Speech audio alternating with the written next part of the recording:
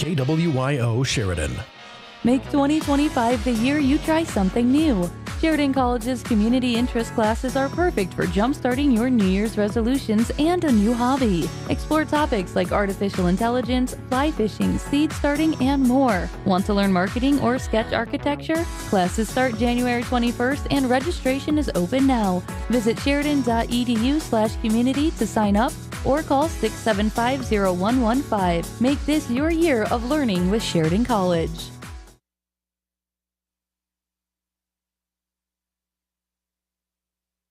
I'm Doug Hockett with Stiefel Investments, and you're listening to Sheridan Media Sports.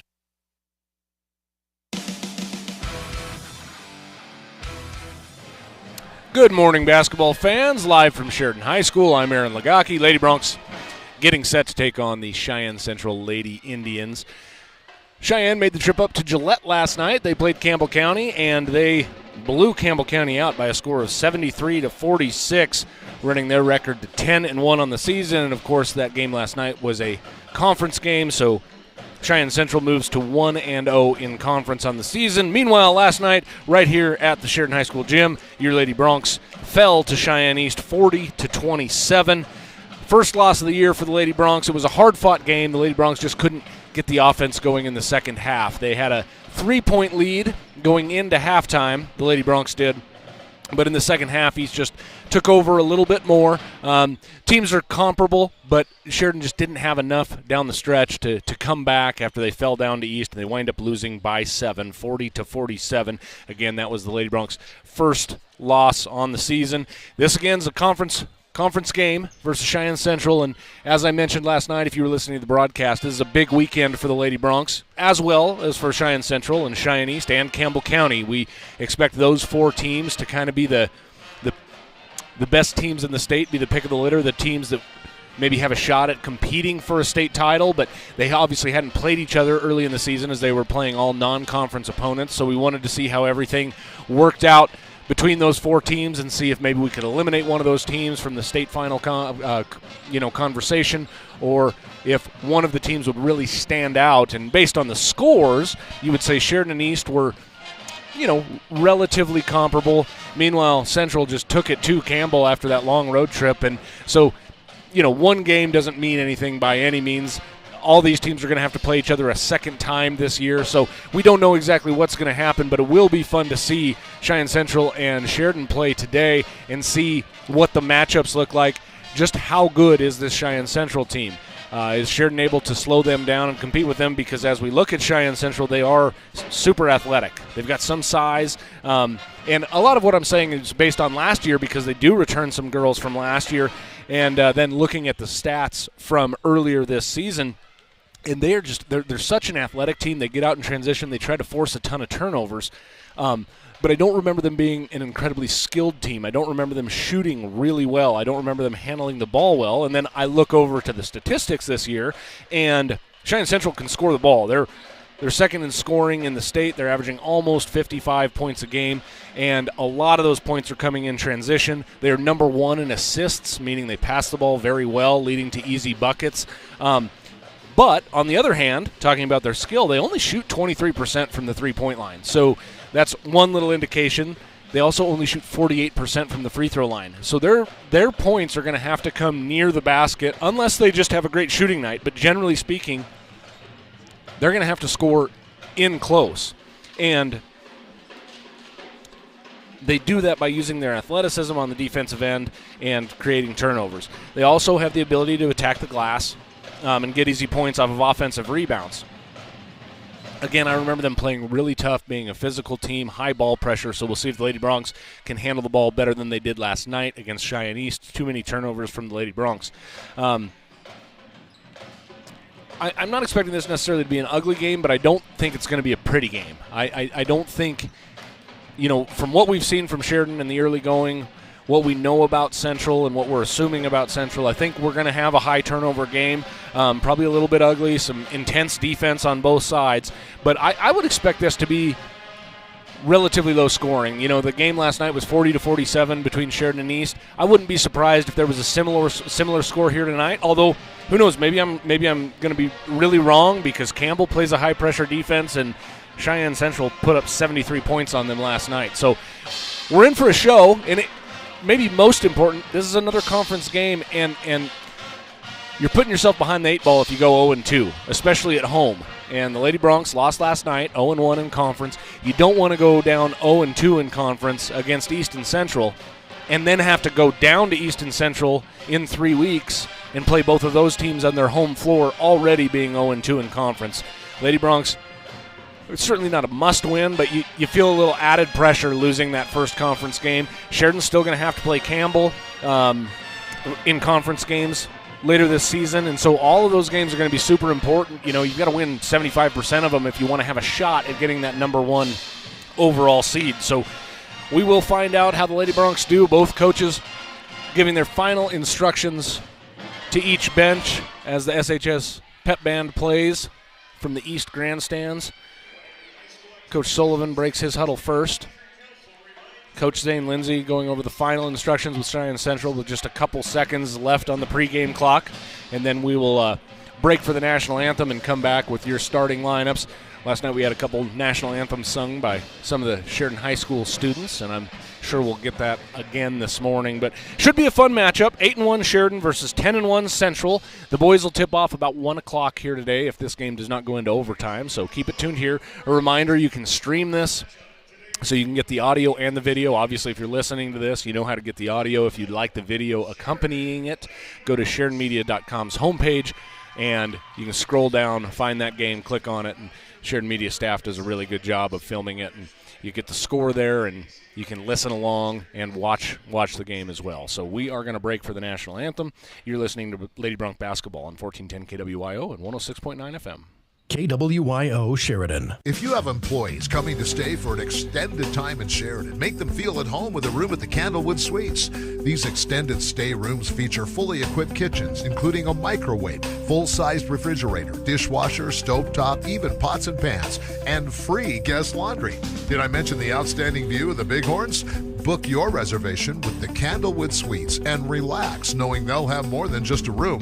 They'll feel right at home. Call 307-675-2100. Are you wanting to start a business, make some home improvements, or have your eye on a new RV or vehicle? Security State Bank is a locally owned and operated bank that is small enough to listen, yet big enough to help. Security State Bank can help qualified applicants achieve these goals with competitive interest rates and quick in-house decisions. Stop by Security State Bank in Sheridan, Gillette, Warland, Graybull, or Basin and find out more online at ssbwyo.bank. Security State Bank, NMLS 401472, Equal Housing Lender.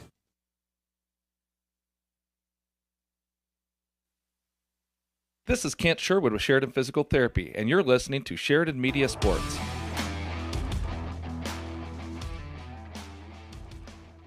Live from Sheridan High School, I'm Aaron Lagaki. Lady Broncs getting set to take on the Cheyenne Central Lady Indians. Starting lineups being announced for Cheyenne Central right now, and they start with number 3, McKay Gehrig. She's a 5'3 senior, averages 6 points a game. They also have Taylin Wade out there. She's a 5'9 senior, averaging 6 points a game. Number 30, Carson Temple starts. She's a 5'11 senior, good size from Temple. She's the leading scorer, averaging 16.2 points a game. Ava Newton also starts. She's a 5'9 senior, chips in 4.5 rebounds a game. And one more starter. We missed the number on her. I believe it's Elizabeth Needham. I just want to verify that. But Needham wears number 11. We'll get over to the Lady Broncs. And Lady Broncs start Parker Tridy. She's a 5'6 junior. Had a three-pointer last night in the scoring column. Avery McMullen. She wears number 12 as a 5'7 senior. She averages 7 points a game. Had 3 last night. Ella Blue is a 5'5 junior. She finished in double digits last night with 11. Her season average is 7.5 points a game. She also adds 2 rebounds and 3 assists to her total. And then Cam Wagner, the 5'9 junior, averaging 3.5 points a game. And Mesa Haniff, the super sophomore, 15 points, 9 rebounds per game. And it's Haniff jumping it up in the center against Temple. Whistle blows, and we are off. Haniff wins the tip out to Cam Wagner, but then Cheyenne Central actually runs that one down. I thought Wagner was going to get a hand on it. Instead, it goes over to Wade, and Wade starts the offense. She passes off to Temple. Get it down low, up and in. Wow, quick points from Taylin Wade. She has 2 points in the game. And Lady Broncs are down 0-2. Just a quick transition point a quick half-court point from the Lady Indians. Wagner going against full court pressure. Passes off to Blue. Now to Han after a little skip pass over to McMullen. McMullen comes and gets it. Finds a cutting Wagner. Wagner can't handle it. Kicks it out to Tridy after she regains control. Tridy misses the three. Long rebound. Hanift and Gehrig fight over it. Gehrig was on the baseline, and Gehrig's out of bounds. So Sheridan maintains possession of the basketball. And it's actually Izzy Kelly on the floor. She's the final starter for Cheyenne Central, 5'8" senior. She wears number 33. Finally got that number verified. Hard with the ponytails and the braids hanging over those numbers. Inbound pass goes to Blue, off to McMullen. Open three, right side. Bang, Avery McMullen. Nice to see Avery get going early. She had 3 points in the game all of last night. 3 points here in the first minute. 3-2, Lady Broncs lead quickly down the floor. Cheyenne Central gets the ball down low. Shot missed by Kelly. Now it goes out to the right side. Gehrig with it. She'll fire a deep three, wide open. Air ball missed everything, and it goes out of bounds. Lady Bronc basketball. It was a deep three, about 22 feet out from the left wing. Gehrig missed it badly to the right, hits the baseline, and goes out of bounds. Zone, full court or three-quarter court pressure from Cheyenne Central. Avery McMullen with it. Skip pass over to Cam on the right side. Lady Broncs are working left to right. Cam down on her side of the court. Oh, nice little back door by Parker Tridy. She's fouled underneath, goes to the line to shoot two. Ava Newton came over help side. She was a little late, hip checked her. Tridy goes to the floor and now goes to the line to shoot two. Parker Tridy, a 5'6" junior, like I said, had 3 points last night, averaging just over 4 points a game. On the season, only shot one free throw, and she's now 0 for 2 on the season as she misses the first free throw here. Parker wears number 2. Lady Broncs in their white uniforms, Cheyenne Central in their black. Lady Broncs have blue trim and yellow numerals, gold numerals. Tridy hits the second free throw. She has a point in the game, and it's 4-2. Lady Broncs lead. 6:39 on the range scoreboard. Quickly up the sideline. Ball goes to Gehrig. Now it's passed off to 25 Wade. Wade drops it up top to Temple. Temple works to the right wing. Open three against this zone. She fires it. That's no good. We said Central only shoots 23% from three. Temple misses that early three. Rebound cleared out by the Broncs. Now McMullen has it in the half court. Skip pass over to Tridy, right wing, looking for a cutting Hanift along the baseline. Hanift back to the basket. Little bounce pass back to Tridy, right wing. Tridy, the double team comes. She dribbles out of it, gets it to Blue. Now to Wagner. Wagner in the corner.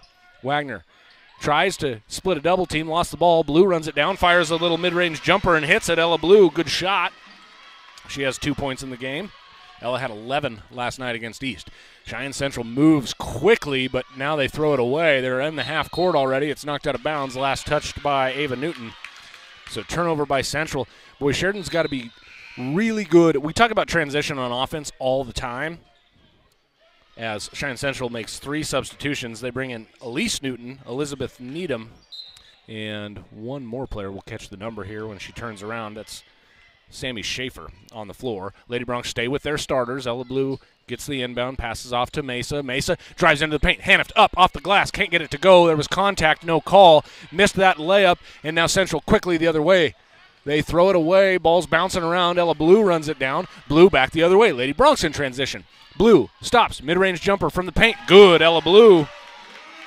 4 points for Ella, and it's 8-2. Lady Broncs lead. Back the other way. Cheyenne Central, quick pace. They haven't controlled the basketball well at all, but they are in the half court. Again, they swing it over left side. Izzy Kelly fires a three. That does not go. Offensive rebound, though, pulled in by Elise Newton. Elise Newton misses the putback. Rebound hauled in by Hanift. Hanift tries to outlet it to Blue, and it's tipped away. Good D by Needham. Needham picks it up, and then Hanift steals it back. Now a little bounce pass to Tridy. Swing it over left side to McMullen. McMullen stops at the three-point line, but it's a two-pointer. Her foot was on the line. McMullen buries it, but it is just a two-pointer, and the head coach of Cheyenne Central, Zane Lindsay, wants a timeout as Lady Broncs have opened up a 10-2 lead already in the game. Well, it has been a fast-paced game. Okay, so I was starting to say we talk about transition on offense a lot. You have to transition defense. As soon as you put up a shot, if you are the last person back or the top person on the offensive set, and I'm talking about the Lady Broncs right now, so let's just say since Ella Blue runs the point guard, if she's up top and she's the furthest person toward Cheyenne Central's basket, she cannot go rebound. She has to get back because Cheyenne Central is sending a runner up the sideline every single time, and Central's doing a good job of outletting and getting it up the floor. They just haven't been able to connect.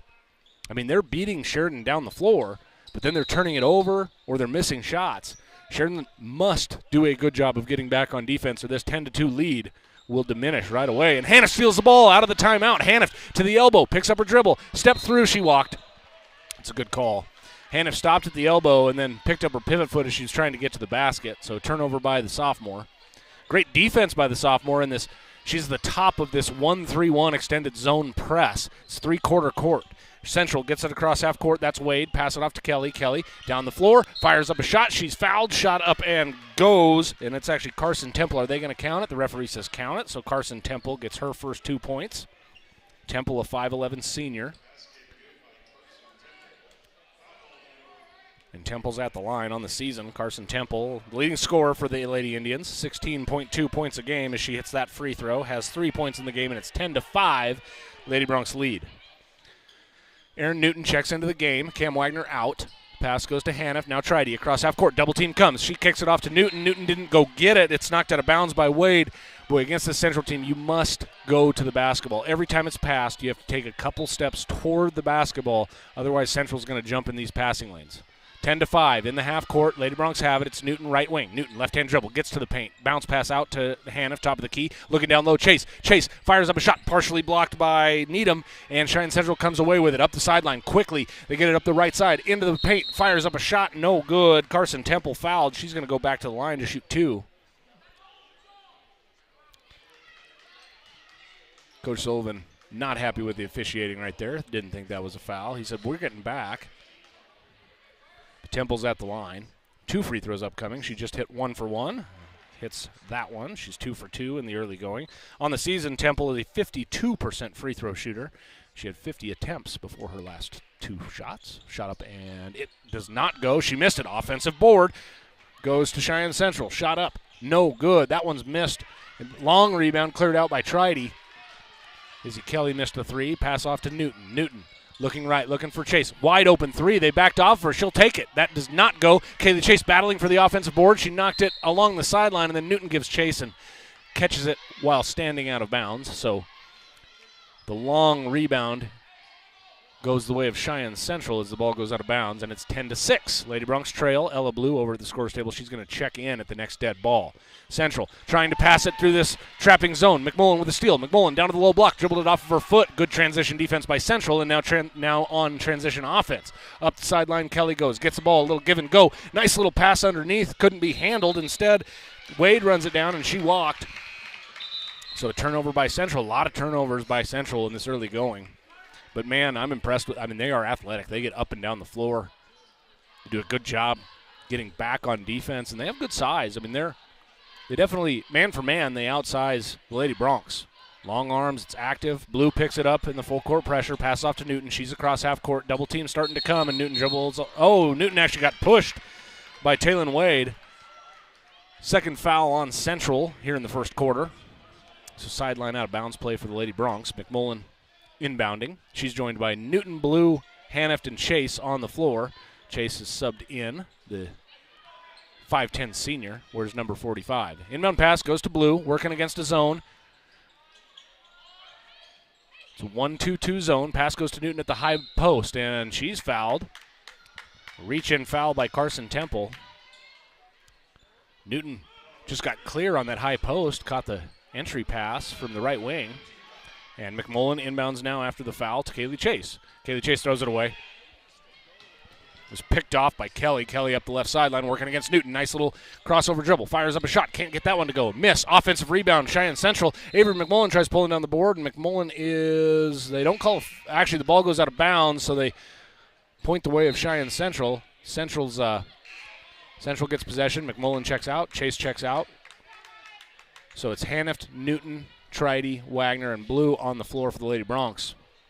The Lady Bronx, I mean, Cheyenne Central is attacking the offensive glass right now. Inbound pass goes off to Garrick. She's back in the game. Pass goes to the corner. That's Wade. Wade, one dribble, picks it up, passes off to Newton. This is Ava Newton. Pass goes right wing to Temple. Temple with it. Little skip pass over to Garrick on the left wing. Garrick, move it over left side. Now swing it up top, Temple. Temple with it. Right-hand dribble. Blue hounding her.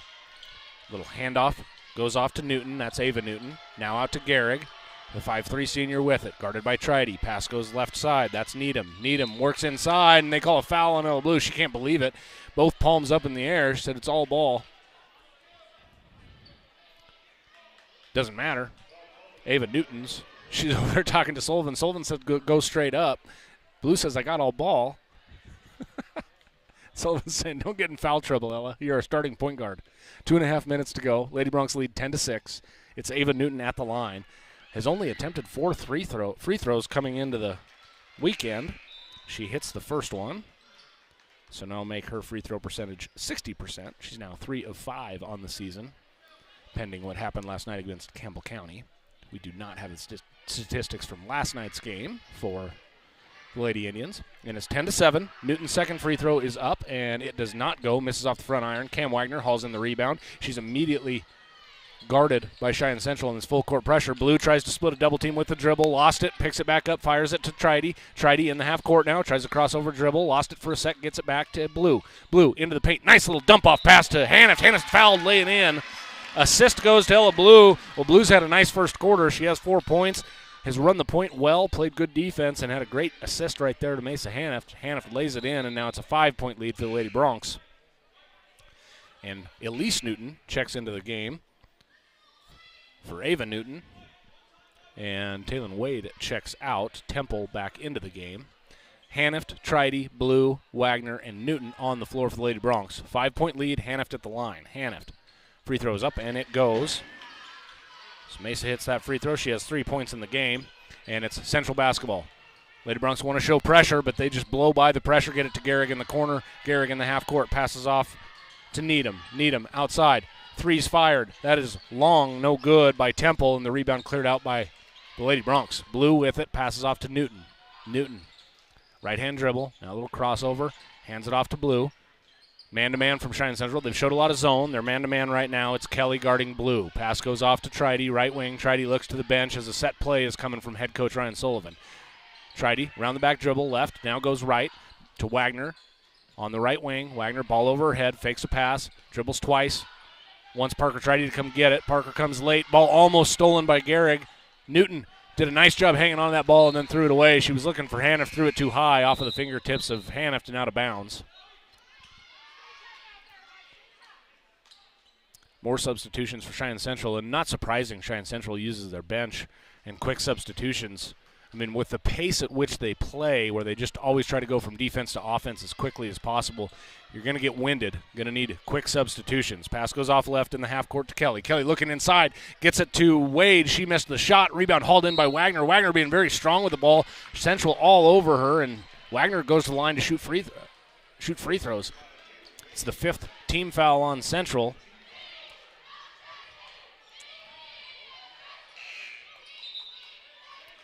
And we had some confusion. The refs wanted Sheridan to inbound it from their baseline, but they finally get it right. They see that it is bonus, and Wagner heads over to the free throw line. Cam on the season hasn't shot very many free throws, just 5. She's made 3 of them. Wagner averages 3.5 points a game. She stands 5'9". She's a junior here at the high school. Wagner puts the shot up, and that's long. No good. Lady Broncs 2 of 4 from the free throw line in the early going as a team. McMullen and Chase in, Blue and Hanift out. So it's Wagner, McMullen, Chase, Newton, and Tridy on the floor. 13-7 is your score. Wagner eyes her second free throw attempt. That's up and it goes. So Cam goes 1 for 2 on that trip. Cam's in the scorebook with her first point, and it's 14-7. Lady Broncs lead quickly across half court. Skip pass over to Gehrig. Gehrig, long skip pass over to the corner. Now up to the wing, into the paint. Wade fires a shot. That does not go. Ball bounces around, and Aaron Newton had boxed out. Really good box out by Aaron Newton, and Ava Newton jumps over Aaron Newton's back. We've got 3 Newtons playing in this game. Aaron for Sheridan, Ava, a senior for Central, and Elise, also a senior for Central. So Aaron, Sheridan, Ava, and Elise, Central. Newton at the line, shooting 2. Bonus free throws, shot up. That does not go. Aaron misses the first one. Well, in a game that we expect to be tight, it's 14-7 right now. But a game we expect to be close down to the stretch. These free throws are so important. Newton on the season, now 7 of 15 from the free throw line. This one's up, and it does not go. 0 for 2 on that trip from the sophomore, and the rebound's cleared out by Central. Quickly across half court. Looking right. They pass it off underneath, and then it goes out to the wing, and a reach-in foul by Cam Wagner. Wagner reached out on the perimeter, and that's the 4th team foul against the Lady Broncs here in the first quarter. We'll see if they can hold off, keep Central out of the bonus if the Lady Broncs don't foul for the next 59 seconds. 59 seconds on the range scoreboard. First quarter, 14-7. Inbound pass. Goes over to Kelly. She fires a 3. That's no good. Well, Central, not a good three-point shooting team as a team. They've missed all of their attempts here in the first quarter. In transition, it's to Wagner. Now to Newton. Newton fires a shot top of the key. Aaron airballs it. Kaylee Chase gives chase and tried to save it. Instead, she gets it off to Needham. Needham up the right side. Passes off to Temple, and Temple's fouled. Temple just dives into the paint, looking for contact, gets it, and goes to the line to shoot 2. Carson Temple has 4 points here in the first quarter. Not a great free throw shooter, 52% on the season. She did go 2 for 2 in her first trip to the line earlier today, and make that 3 for 3 as she hits the first one. She has 5 points in the game, and it's 14-8. Haneft into the game. McMullen out with her second foul. Temple at the line. Second free throw upcoming. She receives the ball from the official, puts it up, and that's hard. Aaron Newton pulls in a nice rebound. It was a long rebound. Newton dribbles out of pressure, gets it off to Tridy. 33 seconds to go. Lady Broncs lead by 6. First quarter of action. Tridy working out of a double team. Little skip pass over to Newton. Newton gets to the right wing. Bounce pass to Wagner. Way to come get it, Cam. Nice pass underneath to Kaylee Chase, and Kaylee Chase gets it swatted away. Elise Newton swatted that shot from Kaylee Chase, and it's Central basketball. Quickly they go up the left side. Garrick tries a 3. No good. Another offensive rebound by Central. Needham got it, puts it back in. 6 seconds to go. 5, 4. Lady Broncs with it across half court. 2, 1. Mesa fires a deep 3. Left wing. Bang! Mesa Haneft. She beats the buzzer. Gets her 6th point of the ball game, and the Lady Broncs, with that 3, take a 17-10 lead into the second quarter. You're listening to Lady Bronc Basketball on 1410 KWIO and 106.9 FM. KWIO Sheridan. Whether you're starting a business, safeguarding your assets for future generations, or navigating the complexities of property transactions, McCool Law Firm LLC in Sheridan provides tailored solutions that ensure your success. McCool Law Firm understands that each case is unique, and it is committed to delivering personalized service that will exceed your expectations. McCool Law Firm, protecting your legacy, stepping up to bat for you. Find out more and schedule a consultation at McCoolLawFirmLLC.com or call 307-461-9240. Hi, this is DJ Dearcorn of First Federal Bank and Trust, and you are listening to Sheridan Media Sports.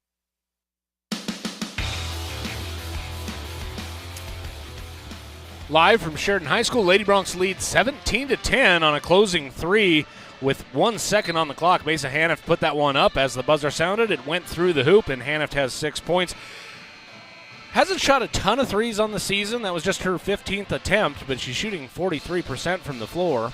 And out of the quarter break, it'll be Lady Bronc basketball. Haneft, Blue, Newton, Wagner, and Tridy on the floor for the Lady Broncs.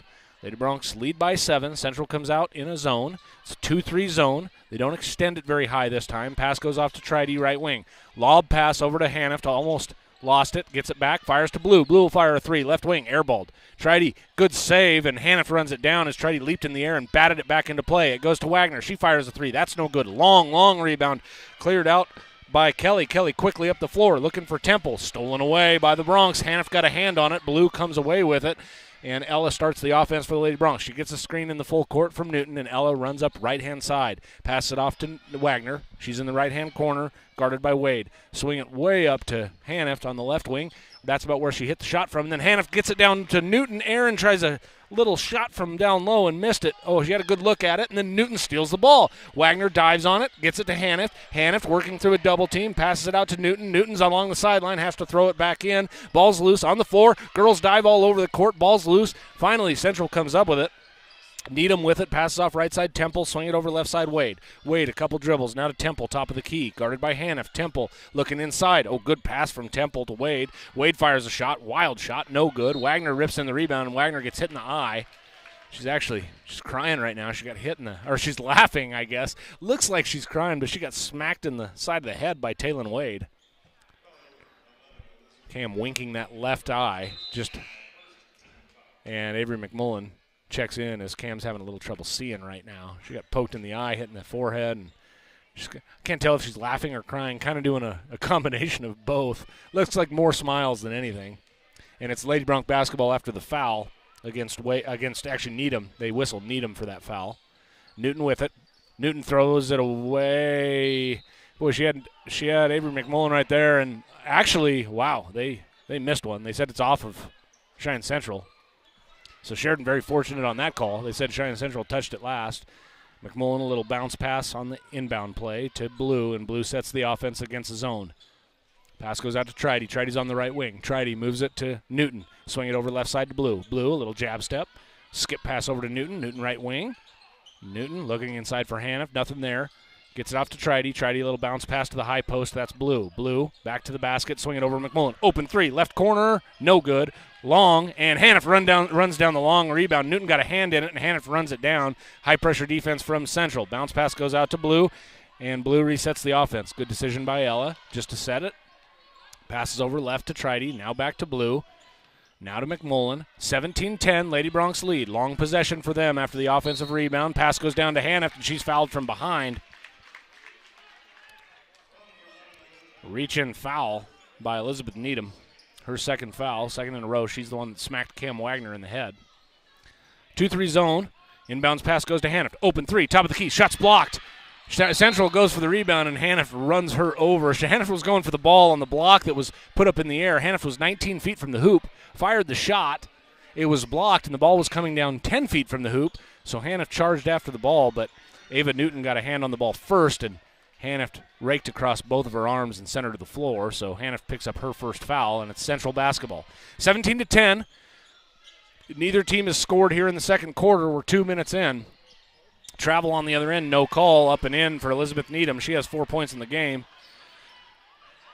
Quick transition offense from Cheyenne Central. They go one pass, got it down to the block, and then Needham laid it right up and in after she took a couple extra steps. Pass goes to Haniff. Kick it out Blue. Open three, top of the key. She fires it over Central. No good. Good rebound, Mesa Haniff over two Lady Indians. Haniff, back up dribble, pass it off to Blue. Blue, top of the key now, back it out to the volleyball line. Swing it over right-hand side. Ball's stolen away. Izzy Kelly jumped the passing lane, goes up the left side. Haniff give chase.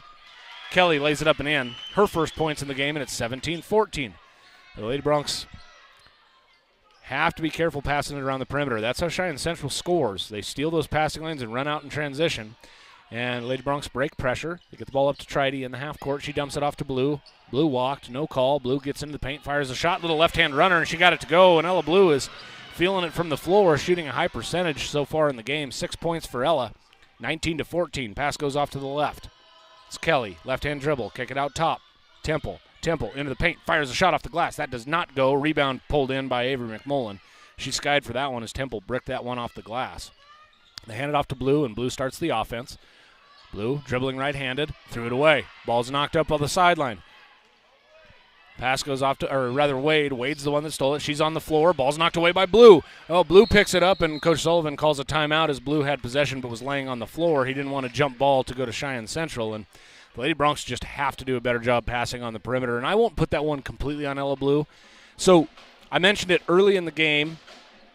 When the ball is being passed to you, you have to go get the basketball. You have to take steps toward the basketball as it is coming. You can't just stand there and receive it. And Ella Blue passed that one off to the right side. Not as crisp of a pass as you'd like to see, but at the same time, Parker Tridy has to go get that basketball. Parker didn't go get it. Not quite as crisp of a pass as was needed, and it was stolen. I mean, Needham just jumped in the passing lane, took that one right away, and Sheridan's lucky they were able to keep Cheyenne Central from scoring in transition, but they've got to do a better job passing the ball around the perimeter. Can't give up those easy runouts because Cheyenne Central's, they've missed a ton of shots, and they haven't looked pretty in missing those shots. They've been bricks, a lot of them, off the glass, even close shots, not even close. So you just can't give up layups to the Central team. They're not a great shooting team, but they can sure score inside. Just haven't been able to convert yet. Lady Broncs try to break pressure. The pass goes to Chase. Chase on the right wing. She'll dribble, goes baseline, tries to barrel into the paint, lost the ball, and it's stolen away by Kelly. Kelly gets it off right side. Now long pass from Temple over to Needham. Needham into the paint, up and in. Elizabeth Needham just wiggled around Kaylee Chase, laid it up with her right hand on the left-hand side, and it's a three-point game. 19-16. Lady Broncs lead by 3. They've got it. Cross half court, it's Newton. Picks up her dribble, looking underneath to Chase. Chase is open, up, and she missed the bunny. Kaylee Chase was right there. Good pass from Erin Newton, and Chase missed it. 3.5 minutes to go. Kelly with the ball. Kelly working left. Izzy Kelly passes off to Temple. Temple, left-hand dribble, guarded by Newton, man-to-man from the Lady Broncs. Temple gets a step, fires up a shot. Off the glass, does not go, and they whistle Erin Newton for a foul. They say she put a forearm in Kelly, or rather Temple, and Temple's at the line. Shooting free throws. She's 3 of 4 from the free throw line today. Just a 52% free throw shooter on the season. That one misses. Temple has 5 points in the game. Again, the leading scorer for Central on average early in the season, and Maddie Wagner checks in for the first time. So we've got Maddie Wagner, Mesa Hanift, Avery McMullen, Erin Newton, and Parker Tridy on the floor. 3:26 to go. It's 19-16. Second one's missed by Temple, as she's now at her season average, 3 of 6 from the free throw line, 50% from the free throw line. And the Lady Broncs clear out the rebound. It's Tridy with it. Half court, passes off to Newton. Newton, behind the back dribble, works back left, picks up her dribble, goes to McMullen. McMullen, right wing. Lady Broncs are working left to right. Pass goes to Tridy. Tridy, top of the key. She's guarded by Elise Newton. Pass goes to Erin Newton. Erin, little jab step, drives into the paint, fires up a shot. She's fouled, and Erin will go back to the line. They're going to allow her to shoot. I thought he might get it on the floor, but he puts 2 fingers up in the air, showing that the foul was on the shot. And I think that's a good call. Just wanted to make sure they didn't call it on the floor. And Taylon Wade picks up the foul, and Erin Newton's back at the line for the second time today. 0 for 2 so far. Shot up, and it does go. Erin Newton records her first point. Averages almost 5 points a game. Did not score yesterday against East, and Hanift checks out. Cam Wagner into the game, so Cam joins Maddie Wagner. Erin Newton at the line. Parker Tridy and Avery McMullen on the floor for the Lady Broncs. Second free throw from Newton, up, and the sophomore gets it to go. 2 points in the game, and it's 21-16. Lady Broncs lead. 3-quarter court trapping pressure. Cheyenne Central just dribbles right through it. It's up and in. Temple just dribbled through about 4 Bronc defenders, and Temple has 7 in the game. 21-18. Tridy handling the point. Gets across the Bronc head at half court. Little crossover dribble, kick it off to Newton. Newton, 30 feet from the hoop, right-hand dribble, get it back to Tridy. 21-18, Lady Broncs lead by 3. 2.5 minutes to go here in the first half. Wide open 3, Cam Wagner, right wing, no good. Rebound cleared out by Cheyenne Central. It's Urick pulls down the rebound. Urick kicks it off to Temple in the half court. Temple, left-hand dribble, hounded by McMullen. Now the pass goes off to Urick. Now back to Temple. Temple working left side. Gets the low block. Cam Wagner takes a charge. No call. They didn't whistle anything, and Temple missed the shot. Tridy pulled in the rebound, and then Tridy's fouled. 4th team foul against Cheyenne Central. That one goes against Elise Newton. And Elise Newton checks out with her first foul, and back into the game comes Elizabeth Needham, a 5'11 junior. Again, good size from Cheyenne Central. We've got a couple 5'11 girls, a couple 5'9 girls. Pass goes off to Blue. Blue passes off to Wagner. Bounce pass off to Newton. Newton on the left side, passes off to Wagner. Swing it over right wing to McMullen. Now to Blue. Blue, a right-hand dribble, working left, goes to Newton. This is Erin Newton, the only Newton on the Broncs. Remember, Central has 2, and then Newton gets it stolen by Newton by Temple. Temple into the lane, fires up a shot. She's fouled, goes to the line to shoot 2. Boy, Temple just attacks the hoop. Sometimes a little bit out of control, but she does a good job dribbling the basketball, is able to split double teams, and Newton fell on her wrist. She's holding her wrist. She's whistled for that foul, holding that left wrist of hers. She's talking to Coach Sullivan, trying to hold back tears right now as Newton fell down after that foul, and Temple hits that free throw. So Temple's been to the line a bunch, has 8 points in the game. She's made 4 free throws, missed 3. Already her 8th attempt from the line in the first half, and that's up and good. Carson Temple with 9 points, and it's 21-20. Lady Bronc lead is 1. Hanift working up the right side, looking for McMullen, not there, instead dumps it off to Blue. Blue near half court. Works right side. Double team comes. Little jump pass over to McMullen. McMullen gets it back to Blue along the sideline, and Blue works left. Now to Wagner. Wagner, one dribble. Kick it off to Blue. 1.5 minutes to go. 21-20. Lady Broncs lead. Blue handles it in the half court, man-to-man from Central. Pass goes off to Hanift. Hanift, 35 feet from the hoop at the volleyball line. Little bounce pass over to Blue. Now swing it to the corner, Wagner. That's the far left corner. Now it goes to Blue. Blue, right-hand dribble, swing it back left to Wagner. Wagner bobbled it for a second, regains control to Blue. Blue into the paint. Little dump-off pass to Hanift. Hanift goes up for the shot. Shot blocked away and out of bounds. They say last touch by Sheridan. Oh. Okay. I mean, it looked like two Central players got hands on the ball, and Coach Sullivan is incensed. And the referee says quiet down over there, but he's incensed on the sideline. And I mean, I'm in agreement with him. There's no way that ball went off of Mesa Haniff. She shot the shot. It was blocked. The ball hits the baseline. I'm in total agreement with Coach Sullivan. He saw it correctly. Anyway, Central basketball, 49 seconds to go. Sheridan leads by 1. Pass goes over to Temple. Temple skip pass to Garrick. Garrick left wing. Lady Bronx shows zone. Pass goes up top Kelly. Kelly, a couple dribbles. Pass it off to Temple. Top of the key. One dribble back to Kelly. Kelly, right wing. Avery McMullen guards her and the ball falls out of bounds. They didn't make a call anywhere. Avery McMullen and Kelly both went to the ground. Thought we might get a charge or a block call. They didn't call anything, and the ball rolls out of bounds, and it's Sheridan basketball. 33.8 seconds to go here in the half. Ella Blue will start the offense. 21-20. Three-quarter court pressure from Central. Sheridan gets it across half court. Tridy dribbles it. Touched out of bounds by Kelly. Sheridan sideline out of bounds play with 27 seconds to go. 21-20. McMullen inbounding on her half of the floor. Pass goes off to Blue. Blue gets down to the elbow. Now to the low block. Fires up a shot. She's fouled with the body by Garrick. And that'll send Ella to the line to shoot 2. Well, Blues had a nice first half for the Lady Broncs. Done a nice job running the point for the Lady Broncs. Found her shot a little bit in this first half. She has 6 points and is at the line shooting 2. She's a 68% free throw shooter on the season. This her 20th attempt on the season. It goes up and in, so Ella connects on the first. She has 7 points in the game.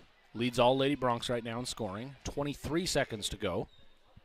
22-20 is your score on the range scoreboard. Second one up and good for Ella.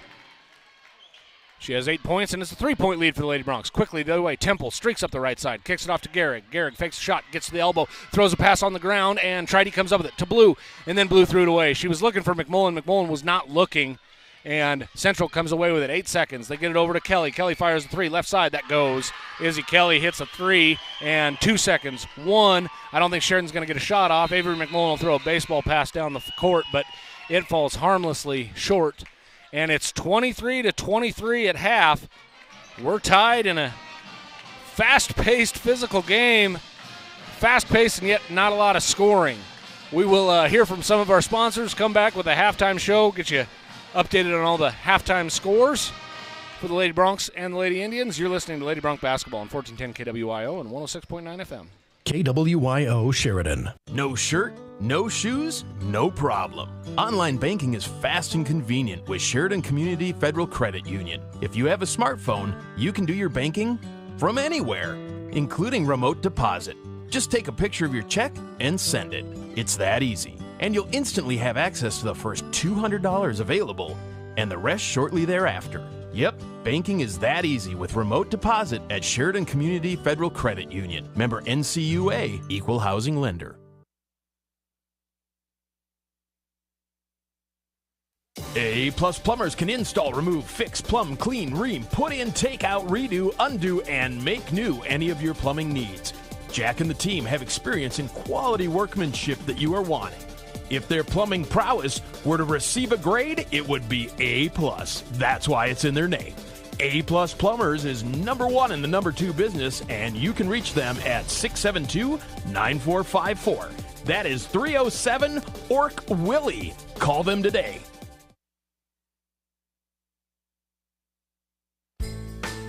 At First Northern Bank of Wyoming, the holidays are coming together. Neighbors helping neighbors, and communities thriving.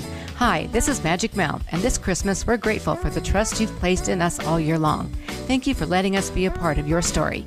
From our family to yours, Merry Christmas and Happy Holidays. Let's make this season one to remember. First Northern Bank of Wyoming, proudly your community bank since 1885. Member FDIC, Equal Housing Lender, NMLS 402576.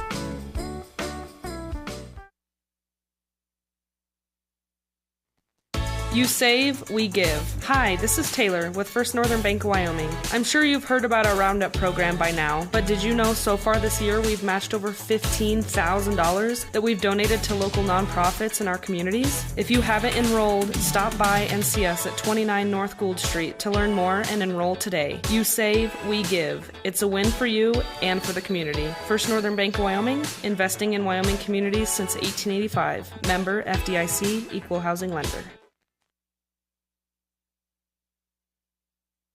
Hi, I'm County Commissioner Christy Haswell, and you're listening to Sheridan Media Sports.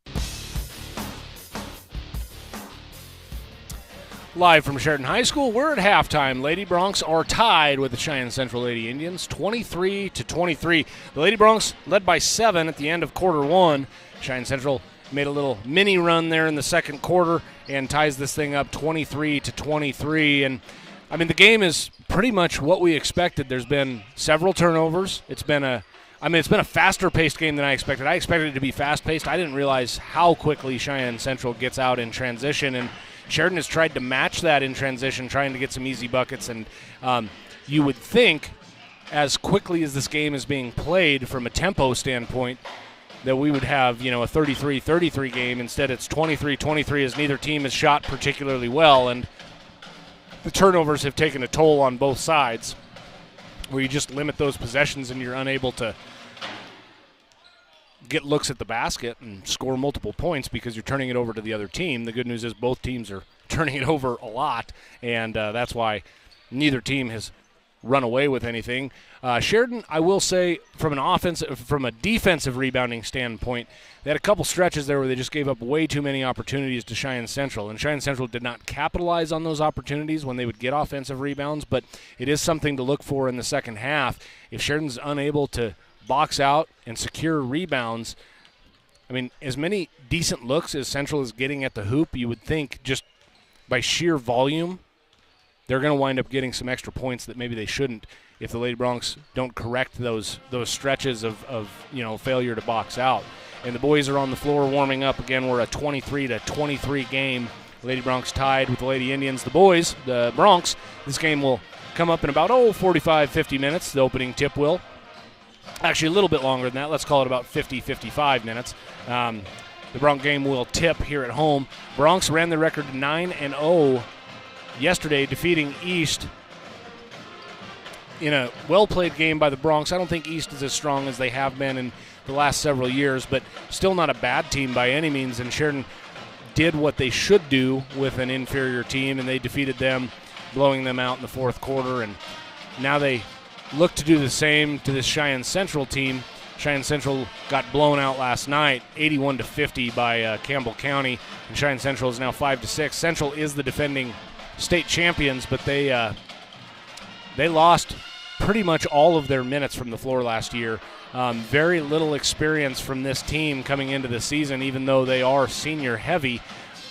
As juniors, those players just didn't play very much, and I mean, it's obvious why. Cheyenne Central was a really good team last year. I mean, they won the state title. I think they only had 1 loss or 2 losses all season last year. So I don't want to call it a rebuilding year, but certainly a learning year for Cheyenne Central as they're getting a bunch of new players their first significant varsity minutes. And that one, like I said, is coming up in about 55 minutes, barring an overtime game from the Lady Broncs.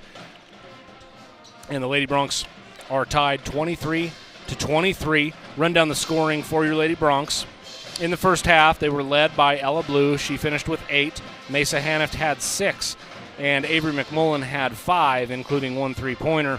And then Erin Newton chipped in a couple free throws. She has 2. Cam Wagner chipped in a free throw. She has 1. Parker Tridy chipped in a free throw as well. She has 1. And I think, beyond the offensive rebounding or the defensive rebounding for Sheridan, the Lady Broncs, I think free throws are going to be a major part of this game. The Lady Broncs did get to the line a decent amount. They got there 11 times, and that's not surprising because Cheyenne Central is such a physical team. Sheridan got into the bonus in both quarters in the first half. I assume we're going to see the same thing in the third and fourth quarter, where Cheyenne Central, just the type of defense, by the nature of the defense that they play, they're going to foul a lot, right? And so Sheridan has an opportunity to get to the line and get some points. So far, I've got them 8 for 11. Nope, 7 for 11. 7 for 11 from the free throw line are the Lady Broncs. Not a bad total at all. And then for Cheyenne Central, Ava Newton went 1 for 2 from the line.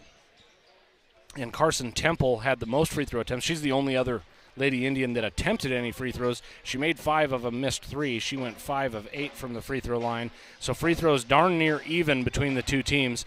Central 6 of 10, Sheridan 7 of 11. Much more spread out for the Lady Broncs as they had 5 different players get to the free throw line while Central only had 2, and Ava Newton only had 1 triple. Carson Temple got their 4 different occasions. She shot 2 free throws each time. And looking over at Central and their scoring, Carson Temple led the way with 9. Elizabeth Needham had 6 off the bench. Taylon Wade had 2. Izzy Kelly had 5. And Ava Newton added that free throw. So we're all knotted up at 23. We're getting set for the second half. You're listening to Lady Bronc Basketball on 1410 KWIO and 106.9 FM. KWIO Sheridan. In a place where honesty and hard work define us, there's a bank that's fully invested in Wyoming. The banks of Buffalo, Gillette, and Sheridan. We understand that business owners are the backbone of our communities. And whether you run a ranch, a restaurant, or a retail store, we're here to support you with a range of account options and personalized services without all the unexpected fees. Because when your business succeeds, our communities thrive. Visit buffalofed.bank for all your business banking needs. Member FDIC, Equal Housing Lender.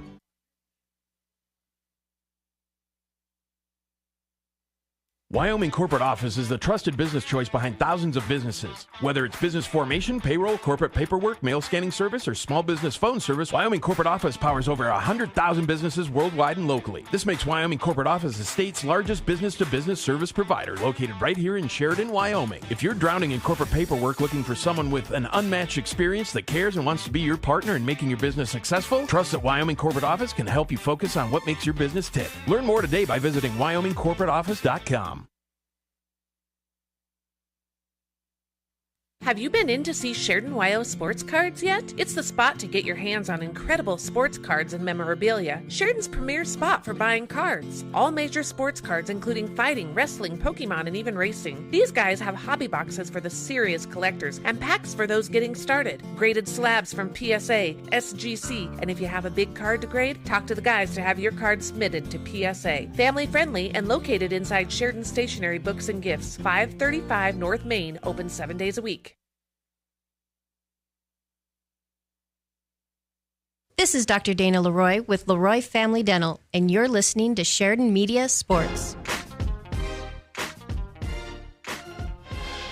Live from Sheridan High School, I'm Aaron Lagaki. Start of the second half. Lady Broncs are tied with the Lady Indians from Cheyenne Central. This is a conference game. It's 23-23. Starters on the floor for the Lady Broncs. That's the senior McMullen, the juniors Tridy, Blue, and Wagner, and the sophomore Mesa Haniff. Lady Broncs start on defense. They will go right to left this half. They'll be on offense in front of their own bench. Lady Broncs in their home whites with blue trim and yellow numerals, and it's Central basketball to start. Kelly starts the offense, kicks it off left side to Wade. Wade, one pass off to Kelly. Kelly, couple dribbles, pass off down low to Needham.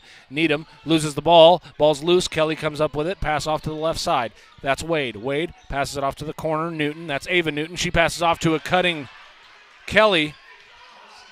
Actually, Temple. It was Carson Temple, and she's in double digits now with 11 in the game, and Central has a lead, 25-23. McMullen against pressure gets it off to Haniff. She split the double team, and Haniff dribbles on the right wing. Little bounce pass off to McMullen. Over to Tridy. Wide open three. Left wing. It's true. Parker Tridy hits her first field goal in the game. She has 4 points on that three from the left wing, and now it's a 1-point lead for the Lady Broncs. Temple darts into the paint, passes off to Needham. Shot swatted by Wagner. Haniff gives chase, and stepped out of bounds as she was trying to run down that basketball on the baseline. So it's Central basketball. Lady Broncs up 1, 7:07 on the range scoreboard. Temple, the inbounder, gets it to Kelly. Kelly, a little up fake, working against Blue. Kicks it off to Needham. Needham lost the ball. It's on the floor. McMullen dives on it, and it's a jump ball. Possession arrow goes to the Lady Broncs. Central started with the basketball here in the third period, so Every time there's a jump ball, the possession arrow just alternates. Central had it first in the quarter, so now it goes to the Broncs. Inbound pass goes to Haniff. Haniff, a little bounce pass off to Blue. Blue, long pass up the sideline to Wagner. Wagner, right-hand dribble on the left side. 2 dribbles, hits a cutting Haniff. Into the paint, fires up a shot. That does not go. She gets her own board, fires a shot, swatted away by Needham, and the ball goes out of bounds. Last touch by Haniff, and Sullivan just imploring the officials to call a foul. Looked like on that second shot there was a foul, too. Looked like her left arm got hit, and she was on the left side. Pass goes off to Tridy, swing it over to Blue.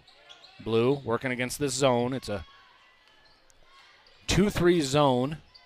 It looks like a 1-2-2 occasionally. Pass goes to Tridy. Now along the baseline, fires a nice pass to Wagner, and Wagner's fouled on the shot. Wagner goes to the line to shoot 2. Cam Wagner got to the line 1 time in the first half, going 1 for 2. She has a point in the ball game and is back at the line, is the 5'9 junior. Cam, shot up, and it goes.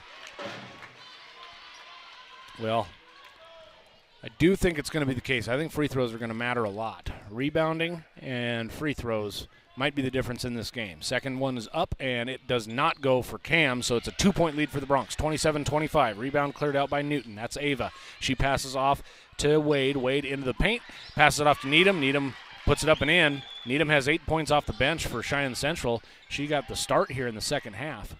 Pass goes off to Blue. Blue, rough pass, run down by Haniff. Blue made a long, and now she throws a baseball pass down the floor. It's knocked away. Last touch by Cam Wagner's knee and out of bounds.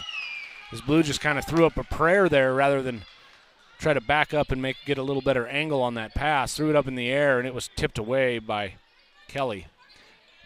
Pass goes off to Wade. Now over to Temple. Temple working against McMullen. Fires up a wild shot in the lane. Does not go. She was trying to draw a foul. Haniff clears out the rebound. Gets it off to Wagner. Now to Blue. 27-27 is your score. 5:53 to go. Sheridan basketball. Blue. Pass goes toward Tridy. Thrown away. Run down by Wade. Wade gets the interception on the floating pass that I think was intended for Tridy, and then Wagner blocks a shot, and she's called for a foul, and that's not going to make Coach Ryan Sullivan happy at all. Wagner swatted that ball. He's saying, can we get Mesa Haniff to the free throw line, Mr. Official? Haniff was down low.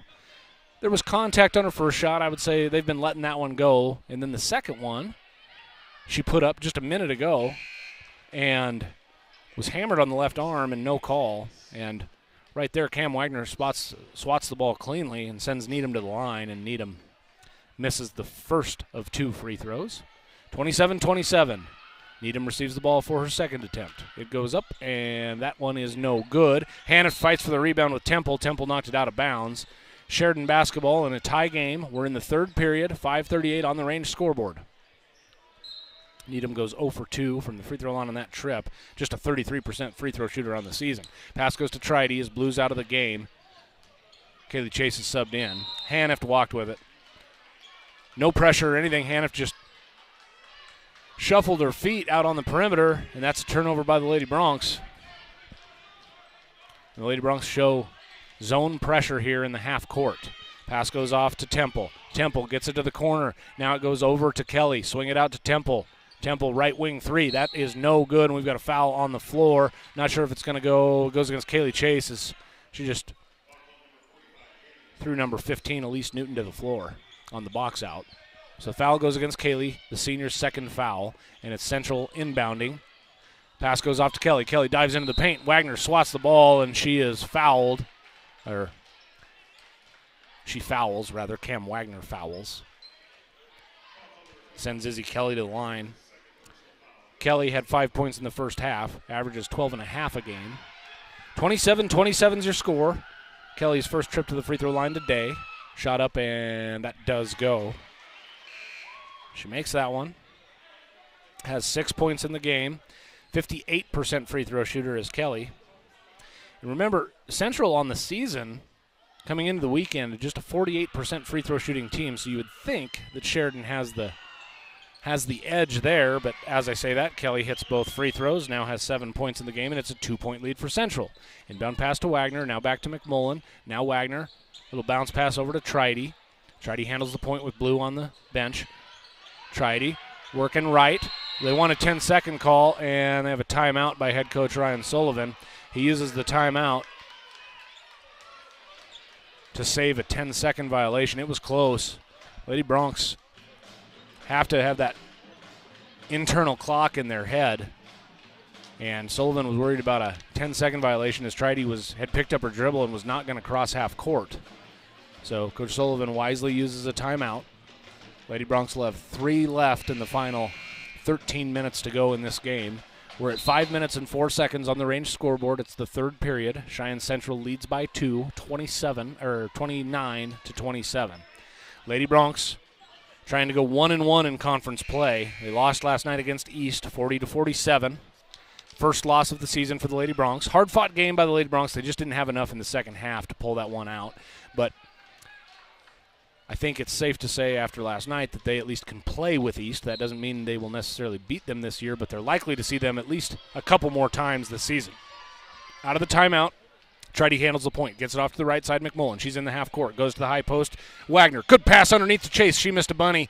Oh, that's the second bunny Kaylee Chase has missed. She's open there, good pass from Wagner, and Chase just couldn't get it to go. Normally so sure around the basket. On the going the other way, Chase knocks it out of bounds, and Cheyenne Central will inbound from their own baseline. A lot of contact by Kaylee Chase as she knocked one of the Lady Indians. It was Newton. It was Elise Newton to the floor. And she checks out of the game. Quickly into the game comes Ava Newton as Elise Newton checks out after Kaylee Chase knocked her to the floor, and there was no foul call.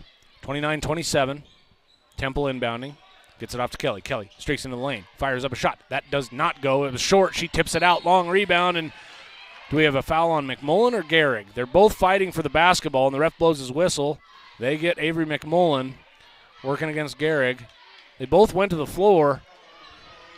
And they call the foul on Avery McMullen, her third foul. Wade inbounding, gets it to Temple. Man-to-man from the Lady Broncs. She's guarded by Haniff. Temple gets a step on Haniff, kicks it off Gehrig. Gehrig swings it over right side Wade. Wade will fire a 3 over Wagner. That's no good. Does not go. Long rebound cleared out by Haniff. She ran it down. Her and Wagner both gave chase. Haniff gets credit for the rebound. Now to Tridy, now to Wagner. She'll fire a 3, right corner. That does not go. Missed everything. Might have been partially blocked. McMullen comes up with a rebound, kicks it off to Tridy. Bang! Parker Tridy. She has 7 in the game, 2 threes. And quickly the other way, Cheyenne Central throws it almost out of bounds. Haniff runs it down, gets it off to Cam Wagner. Wagner picks up her dribble, gets it back to Haniff, and Haniff crosses half court. 30-29. Lady Broncs lead by 1. Haniff with it. Tries to get a screen from Tridy, passes off to Wagner. Wagner, open 3, doesn't take it. Gets it to Haniff. She'll take an open 3. Top of the key. That does not go. Kaylee Chase had position, couldn't pull in the rebound. It was knocked away by Izzy Kelly. And Kelly runs the offense for Cheyenne Central. Gets it off to Temple. Temple will fire a 3 right wing. Open 3. That's short. Does not go. And long rebound cleared out by Tridy. Tridy then dribbles it off of a foot. And we've got a kick on Kaylee Chase. And Coach Sullivan is bent over. I mean, Sheridan had numbers and everything. And Tridy just dribbled it off of the foot of a Lady Bronc in front of her. And after it went off the heel of that shoe, it went to Kaylee Chase's shoe. And Chase gets whistled for a kicking violation, and it's Central basketball.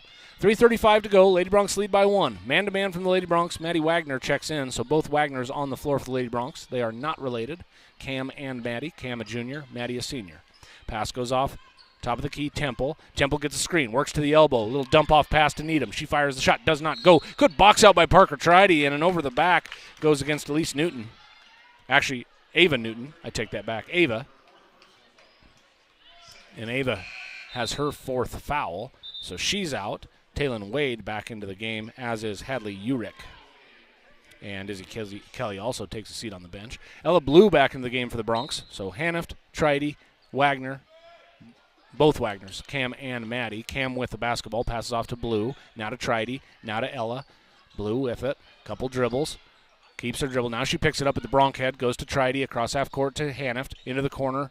Wagner, a little pump fake, ball's ripped away by Gehrig, but a whistle as Gehrig got a piece of Cam's forearm, her left forearm, and the foul. It's the 3rd team foul against Central here this quarter. 2 more, and Sheridan will be shooting free throws. And Sheridan lines up in a box formation or square formation on the lane. Inbound pass goes to Wagner. Swing it over Tridy, now to Blue, now to Maddie Wagner, top of the key, kick it out to Cam Wagner. She'll fire an open 3, left side, Cam Wagner, bang! 5 points for Cam, and it's 33-29. Pass goes over to the left side. Cheyenne East try a quick three. That's Urich. She missed it badly, and Maddie Wagner hauls in the rebound. Good rebound by the senior Maddie. Blue with it. Throws a deep pass for Hanneft, and it's stolen away. Bad decision by Ella. Ball's on the floor. Hanneft dives on it, picks up a foul as she raked across Temple's arm, and now Temple goes to the line to shoot free throws.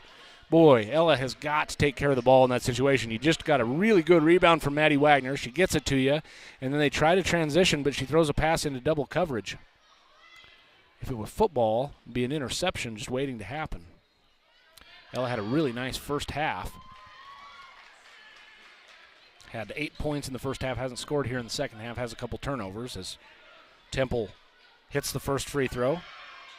She made most of her points from the free throw line tonight. She has 7 points at the free throw line as she hits both. 7 of her 13 points come from the charity stripe. 32-31. Lady Broncs lead by 1. Pass goes to Maddie Wagner across half court. Over to Cam Wagner. She'll fire a quick three right side. That does not go. It's short. Rebound cleared out by Central. They'll run. Temple up the court to Kelly. Swatted away by Cam Wagner.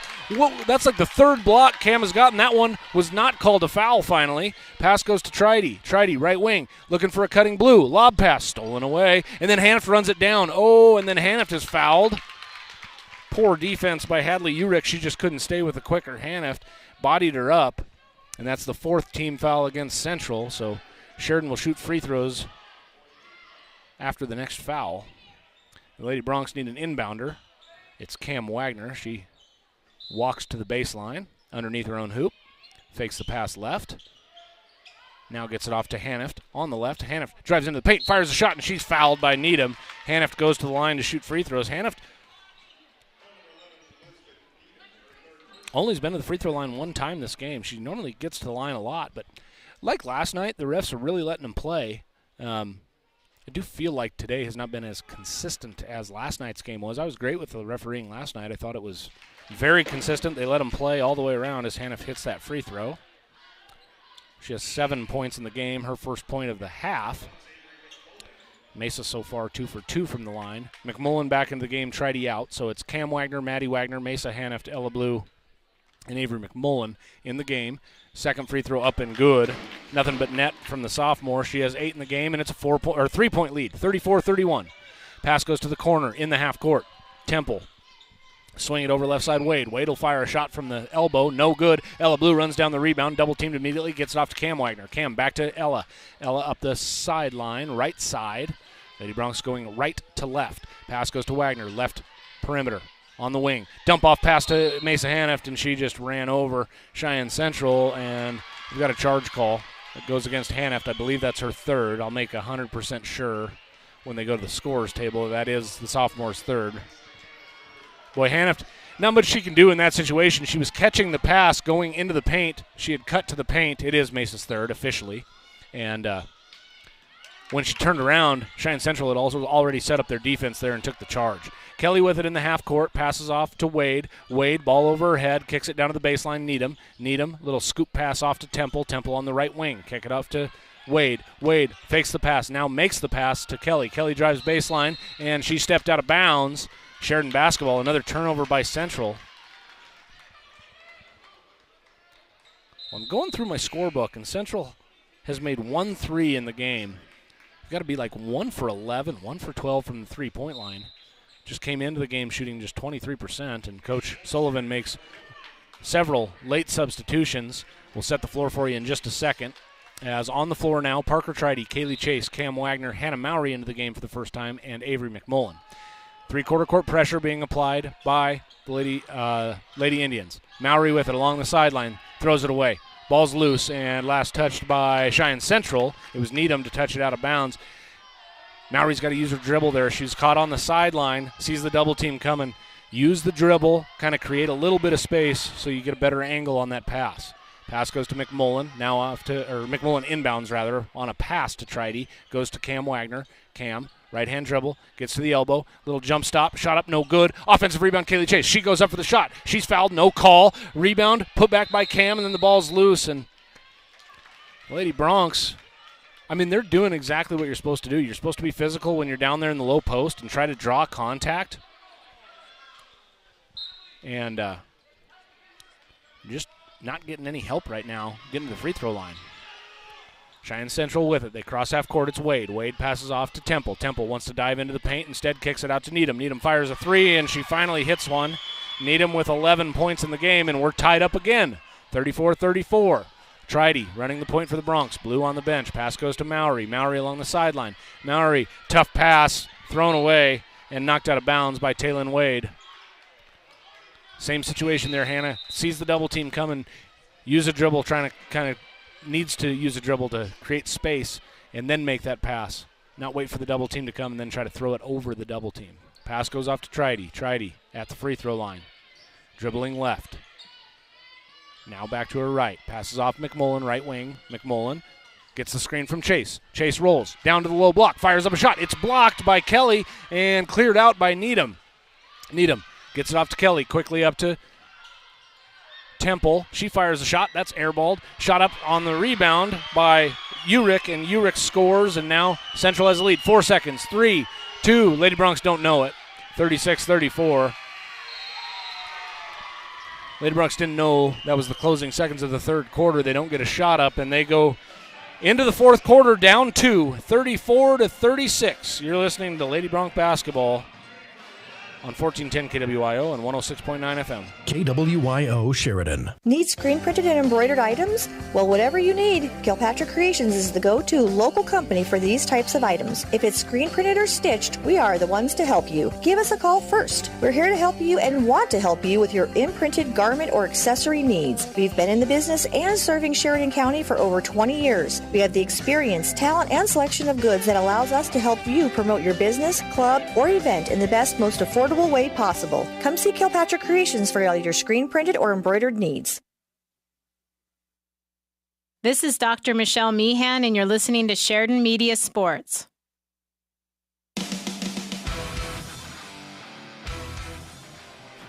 Live from Sheridan High School, I'm Aaron Lagaki. Lady Broncs trail by 2, 34-36. Both teams at their benches getting the final instructions as we await the fourth quarter here between these two one-loss teams. Central 10-1, Sheridan 8-1. Sheridan's first loss came last night at the hands of Cheyenne East here in this same gym.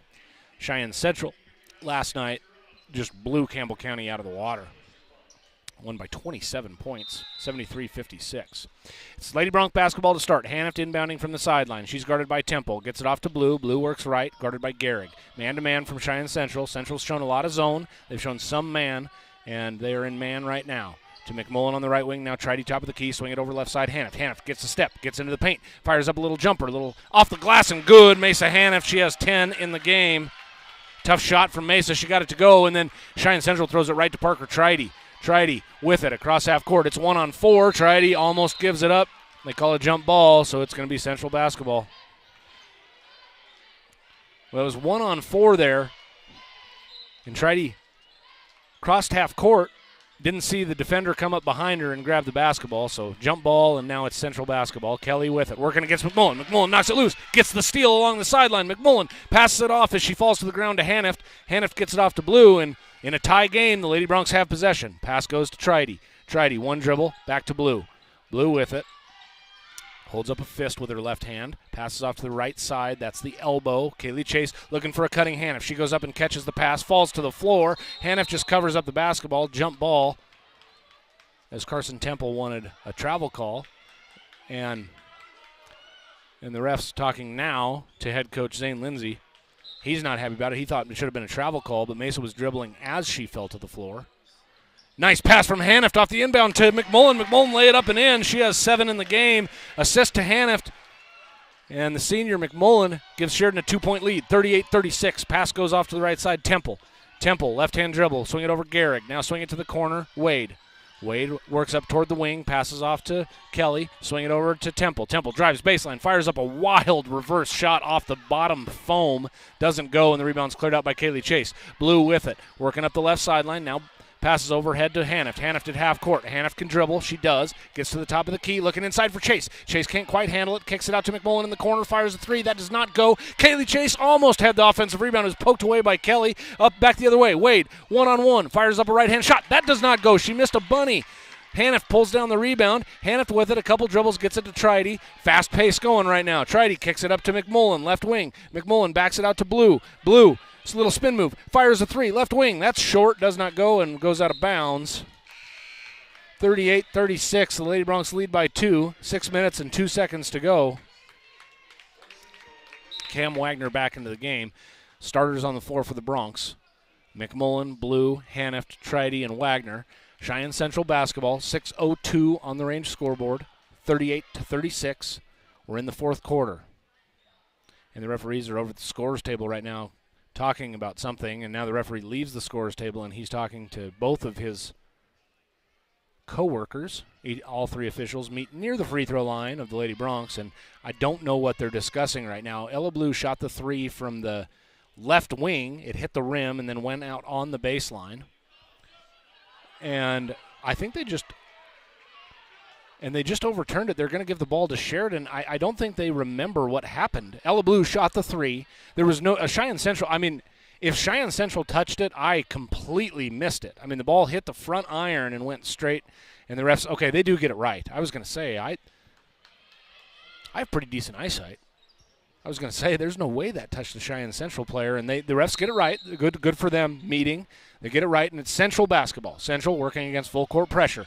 It's Temple with it. Double team comes. Temple, little bounce pass off to Kelly. Kelly finally wrangles it in and gets it back to Temple. She's guarded man-to-man by Haniff. Temple gets a step into the paint, fires up a layup. That does not go too hard off the back iron. Haniff another rebound, clears it out to Blue. Blue up the right side. Baseball pass to a streaking McMullen. She stops at the elbow, fires a shot. Air ball.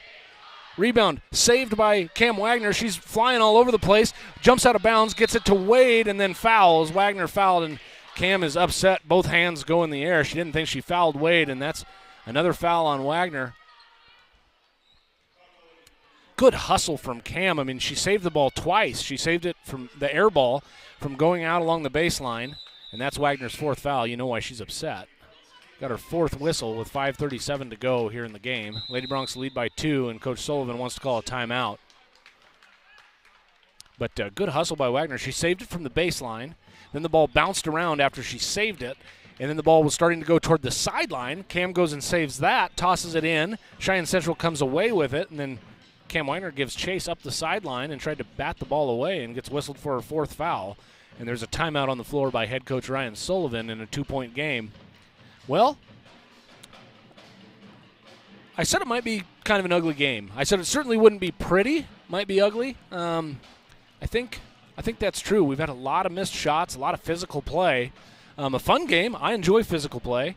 But to some extent, you'd like to see these girls get rewarded when they do the right thing and draw contact when they're going up for layups or going up underneath the hoop, from a post position. And so far, that has not been the case in this second half. And it's been an evenly officiated game regarding that on both sides, so give the officiating crew some credit there. 38-36, 5:37 to go, fourth period. Out of the timeout, Cheyenne Central will have the basketball. It's 1 team foul to 0 team fouls. Sheridan has 1, Central has 0.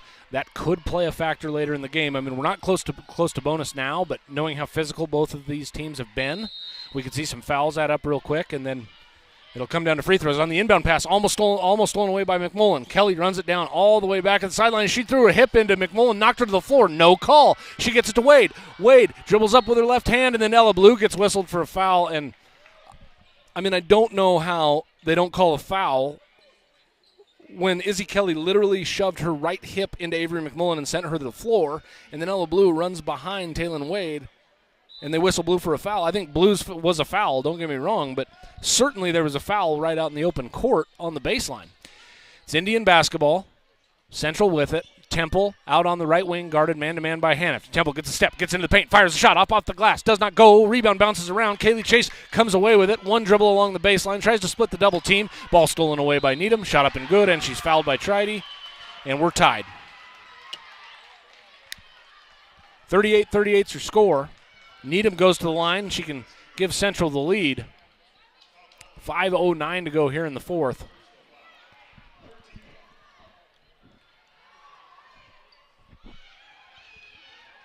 Needham, a 5'11 junior, averages 7.5 points a game, almost double her total for her season total for the game. She has 14 points. after she makes that free throw, and now it's a 1-point lead for Central. Tridy with it. Pass off to Blue. Blue goes over to McMullen. McMullen, ball overhead. Pass up the sideline to Hanift. Hanift pivots. Passes off to Tridy. Open three. Right corner. High arcing shot. No good. Ella Blue in position for the rebound, and the ball's knocked out of bounds by Cheyenne Central. Blue got pushed in the back. No call on over the back, and the ball goes out of bounds, but it stays Sheridan basketball on the tip by Temple. McMullen, inbound goes to Blue in the corner. Pass it out to Tridy. Tridy, left wing, hands off to Blue, and Blue works back toward the right. Central and man-to-man. Blue picks up her dribble, passes left to Tridy. She's on the wing, 25 feet from the hoop. Now to McMullen. McMullen, top of the key, ball near her head, near her ear. McMullen dribbles, gets into the paint. Little pass off, dump off to Kaylee Chase. She fires it up, she's fouled, and she goes to the line. Kaylee Chase makes the layup, fouled, and goes to the line. And again, that's what we're talking about, drawing contact. Chase did so that time, gets her first point in the game. She struggled from down there this game. Normally very, very high percentage shooter from the floor. Just hasn't got anything to go until right now. Misses the free throw. And it's a 1-point lead for the Lady Broncs, 40-39. Temple quickly across half court to the elbow. Kick it out to Wade. She'll fire a three deep left side. That's no good. McMullen pulls in the rebound, and we've got 4:20 left. Lady Bronc possession, up one. Blue with it. Kicks it off to McMullen, left sideline. McMullen, jump stop. Looking for Chase, and McMullen threw it away, and then she fouls. McMullen, bad pass. She's looking in for Kaylee Chase, trying to make the entry pass to Chase, posting up. She didn't throw it far enough. It's stolen away. And Ella Blue comes out of the game. Hannah Mowry checks in. Cam Wagner into the game. Chase out. So we've got Hanift, McMullen, Tridy, Wagner, and Mowry on the floor. 40-39, 4:10 to go. Lady Broncs lead by one. Cheyenne Central basketball. They inbound it and have 3/4 court to go. Temple crosses half court, guarded by Hanift. The ball's loose. Temple runs it down. We've got a double dribble. And Temple doesn't like it. She says she touched it. I didn't see Mesa Haniff touch it. I thought Temple just lost it. I thought she just lost the dribble, went over and picked it up, and then dribbled again. She's insistent that Mesa touched it. Inbound pass goes to Haniff, quickly back to Tridy. Lady Broncs lead by one. They have possession. We're now under 4 to go here in the game. Tridy, little lob pass over to Haniff. Haniff, left-hand dribble, used one dribble. Now the double team comes. Haniff working through the double team, and we've got a jump ball call. Coach Sullivan smiles wryly on the sideline. He's like, I think he's getting frustrated with they're allowing a lot of contact. Mace's pretty strong with the basketball, and they call it jump ball, and now it's Central basketball. Kelly with it, guarded by McMullen. McMullen gets picked off on a screen by Temple. Temple threw a right knee out there, sent McMullen to the floor. Temple doesn't like that call. Just her second foul. She smiles and runs back to half court. Wagner with it. Now to Tridy. Tridy working right.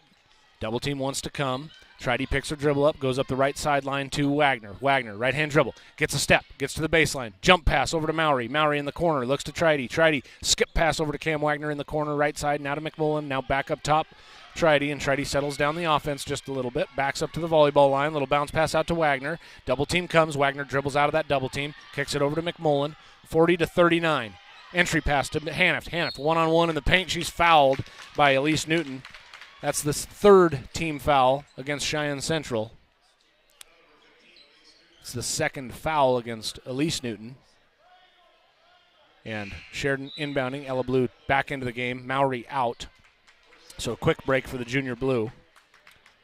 3:10 on the clock on the range scoreboard. Fourth quarter, 40-39. Lady Broncs lead by one. McMullen inbound pass. It was late and stolen away by Needham. Another turnover by the Lady Broncs. And down to Temple. Temple, a little Euro step into the paint, up and in. Nice move from Temple as Blue did a good job hustling back, but Temple worked her way around Blue and laid it up and in, and now it's a 1-point lead for the Indians. Pass goes off to Blue. Blue, a couple dribbles, picks it up, and then threw it away. Double dribble. Blue threw that ball up in the air to nobody, then went and caught it, and that's officially a double dribble call. So two bad turnovers by the Lady Broncs. That one by Blue, the one before by McMullen. McMullen just threw the ball right into Needham's hands on the inbound play. Ava Newton with it, passes off to Kelly. Swing it over to Temple. Temple looking for Ava Newton. She'll take an 18-footer right side. That goes. Ava Newton gets her first basket. She has 3 total points in the game, playing with those 4 fouls. And a quick timeout on the floor. It was Cheyenne Central that called it, and the Lady Broncs are down 3, 40-43. We'll take a break and come back with more fourth quarter action. Lady Broncs trail by 3. You're listening to Lady Bronc Basketball on Sheridan Media Sports. KWYO Sheridan. The law offices of Chapman, Valdez, and Lansing has offices in Sheridan and Casper ready to protect the freedoms and rights of the citizens of Wyoming. Michael Lansing, McCole Soto, and Wade McCool provide competent local legal counsel focused on small businesses, real estate transactions, guardianships, employee protections, and personal injury. Michael, McCole, and Wade will aggressively, timely, and ethically protect your rights 24/7. Proud to support all local youth activities. This is Kent Sherwood with Sheridan Physical Therapy, and you're listening to Sheridan Media Sports.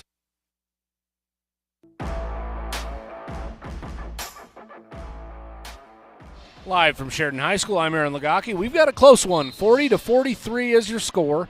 Lady Broncs trail by 3. Carson Temple just made a layup to extend this lead to 3 for Cheyenne Central, so it'll be Sheridan basketball. They've got the length of the floor to go with 2:38 to go in the fourth quarter on the range scoreboard. Ella Blue will be the inbounder for Sheridan. It's Hanneft and Wagner up near the free throw line. Inbound pass goes to Hanneft, and then Hanneft passes off to Blue. Blue picks up her dribble, passes off to Tridy. Tridy back to Blue. Blue overhead pass, finds Hanneft, now goes to Wagner, down near the low block, now to Blue, top of the key, had an open 3, didn't take it, instead dribbles into the paint, fires a shot, that's no good. Offensive rebound, Mason Hanneft, she goes back up and is fouled. I believe they're going to get Wade. There were 2 Central defenders around her. They do get Wade, who fouled her from behind, and Mason Hanneft's back at the line to shoot free throws. Hanneft 2 for 3 on the day, 10 points, free throw missed. Well, the Lady Broncs had shot 14 free throws prior to that one. Had made 8. That one goes up and in, so Hanneft goes 1 for 2 on that trip, has 11 points, and the Lady Broncs trail by 2. Full court pressure being applied. They get it to Temple. Temple finds a wide open Izzy Kelly under the hoop, up and in. Well, breakdown defensively as Kelly gets her 9th point in the game, and it's 45-41. Lady Broncs trail by 4. Tridy with it. Tridy, top of the key, to the paint. Kick it out, McMullen. Open 3, right wing, no good. Ella Blue, offensive rebound. Oh, good hustle from the junior, and then she threw it away. Turnover goes to Kelly. Kelly up, layup good. Well, you can only turn it over so many times before it comes back to bite you, and that's exactly what we saw there. Great hustle play from the junior. Ella Blue runs up, skies over everybody, even though she's one of the smallest players on the floor, grabs the rebound, then dribbles to the corner and just throws it away. And now it's a 6-point game, timeout on the floor, 47-41. Lady Broncs trail by 6. Similar to what happened last night against East, where East East didn't play a clean game yesterday, but they turned it over less than the Lady Broncs did in the second half, and because of that, they were able to get a couple more looks and a couple more baskets, and that was the difference in the game. Lady Broncs lost 40-47, and we're at an eerily similar score, 41-47, and again, the Lady Broncs in the last few minutes have just had bad turnovers, just silly turnovers that can't happen if you expect to compete for a state championship. The good news is, there's still 7 weeks left in the season, and I can tell you already the Lady Broncs, after playing East last night, generally speaking, look better with the basketball than they did in the first, 7 games of the season.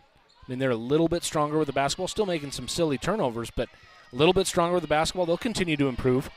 Out of the timeout, it's Lady Bronc basketball, down 6. Blue with it, working against the zone. Pass goes over to Tridy, now to McMullen in the corner. That's left side. They're trying to get the ball to Hanneft. Entry pass into Hanneft. Hanneft, double team, worked her way around and shot up and good. Boy, what a sweet move from Mesa Hanneft. She just pivoted around. Central didn't cut her off, and Hanneft has another 2 points, 43-47. Blue knocks the ball loose and is fouled as Temple just ran her over. Blue went flying to the floor. Temple much bigger than Ella Blue. Temple 5'11", and she sent Ella Blue to the floor. Blue went down on her back, and Hannah Mallory checks in for Blue as she she's got some tears in her eyes. And Blue says, I want to stay in the game. And Coach Sullivan calls Hannah Mowry back to the bench. So Blue, Hanift, McMullen, Cam Wagner, and Parker Tridy on the floor. And the referees, I mean, they're calling for a bonus situation. But, man, I don't like to be super critical of referees. I mean, obviously, the girls make turnovers and everything else. I mean, but the referees, man, they have struggled the last 6 minutes. Offensive foul calls you're not supposed to shoot free throws on. And the refs all meet and they get it right. But you got to know that. I mean, you make that call, you know it's not a shooting. It's not a bonus situation. They call it a ball control foul. If you have the ball and you create an offensive foul, which Temple did there, it does not result in free throws for the other team, even if they're in bonus. So, anyway, that gets sorted out by the officials. Good job meeting and getting the call right, as they did when Cheyenne Central got the basketball several minutes ago. In the half court, Lady Broncs with it. McMullen in the corner, over to Haniff, right wing, guarded by Newton. Haniff gets into the paint, back pivots, kicks it out to McMullen. Open three, right wing, no good. Rebound hauled in by Wade, and then it's knocked away by Blue. And Haniff clears out the rebound and then is tied up with Newton, and it's a jump ball, and the Lady Broncs have possession. 54.5 seconds to go. Boy, good look for McMullen. She just wound up short on that three. That would have been big. Lady Broncs down 4. That would have cut the lead to 1. McMullen inbounds to Haniff. Haniff with it, guarded by Newton. Haniff gets a step, gets to the baseline. Double team comes. Haniff steps through. Ball swatted out of bounds. Last touched by Cheyenne Central. Haniff trying to draw contact there. I think that was a really good no call. Looked like good, solid defense from Central. 43-47. 47 seconds to go.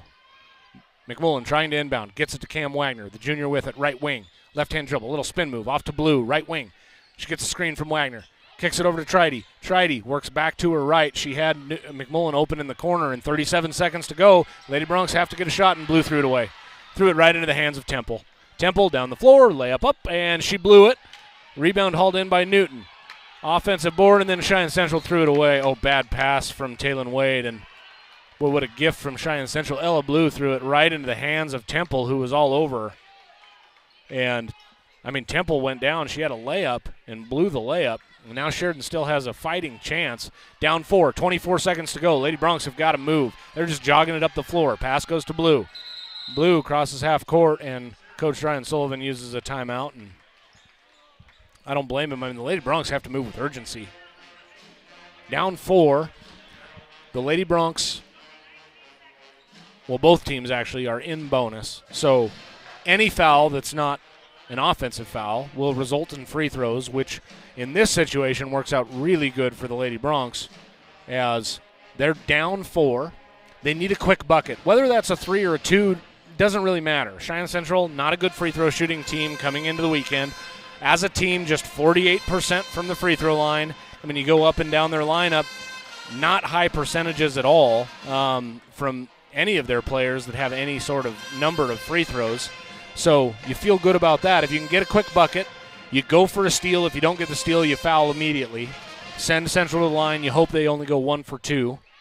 And then you have a fighting chance in the game. But you've got to go offensively. You got to go quick.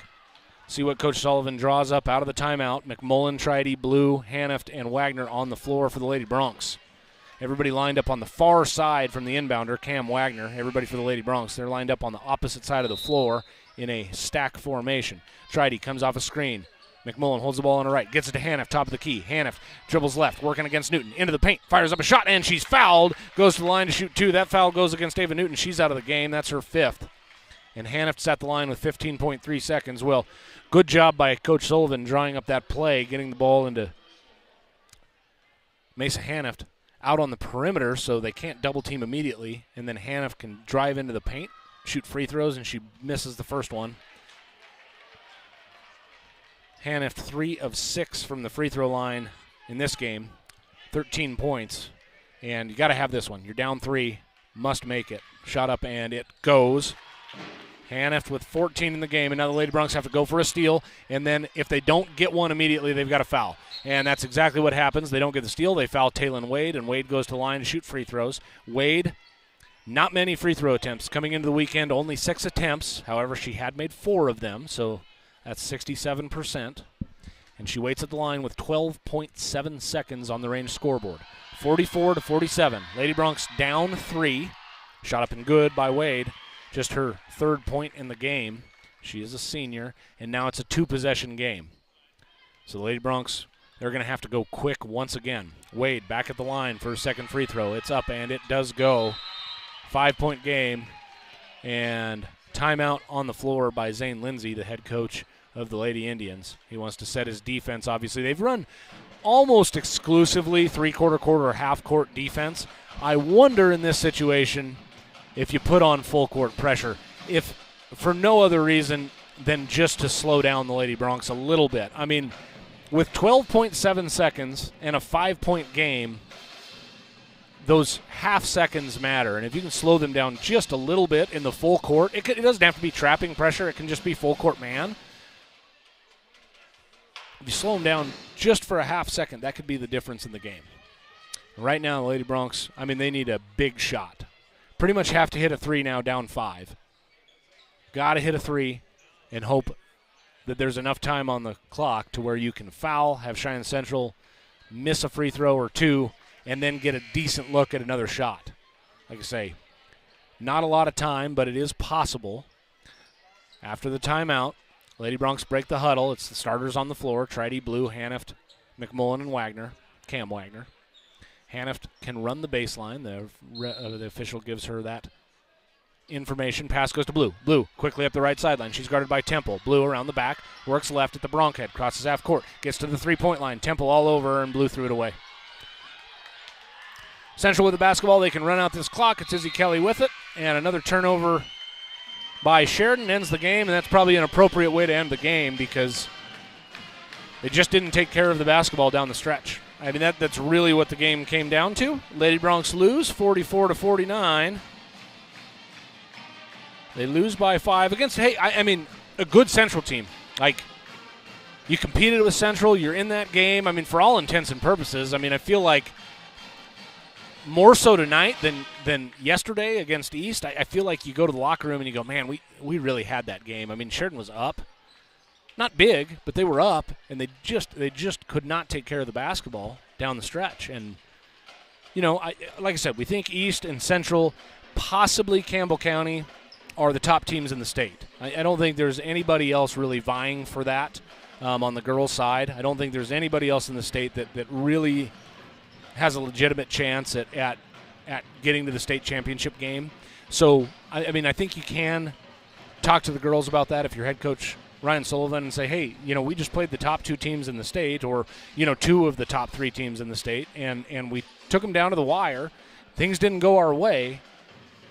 We've just got to get better at taking care of the basketball. That's really what it comes down to. We've got, I mean, there's other things to get better at. You know, I mean, in the first half, had they defensive rebounded a little better, that changes the game. But, hey, the Lady Broncs are 8-2. They're going to be a competitive team this year.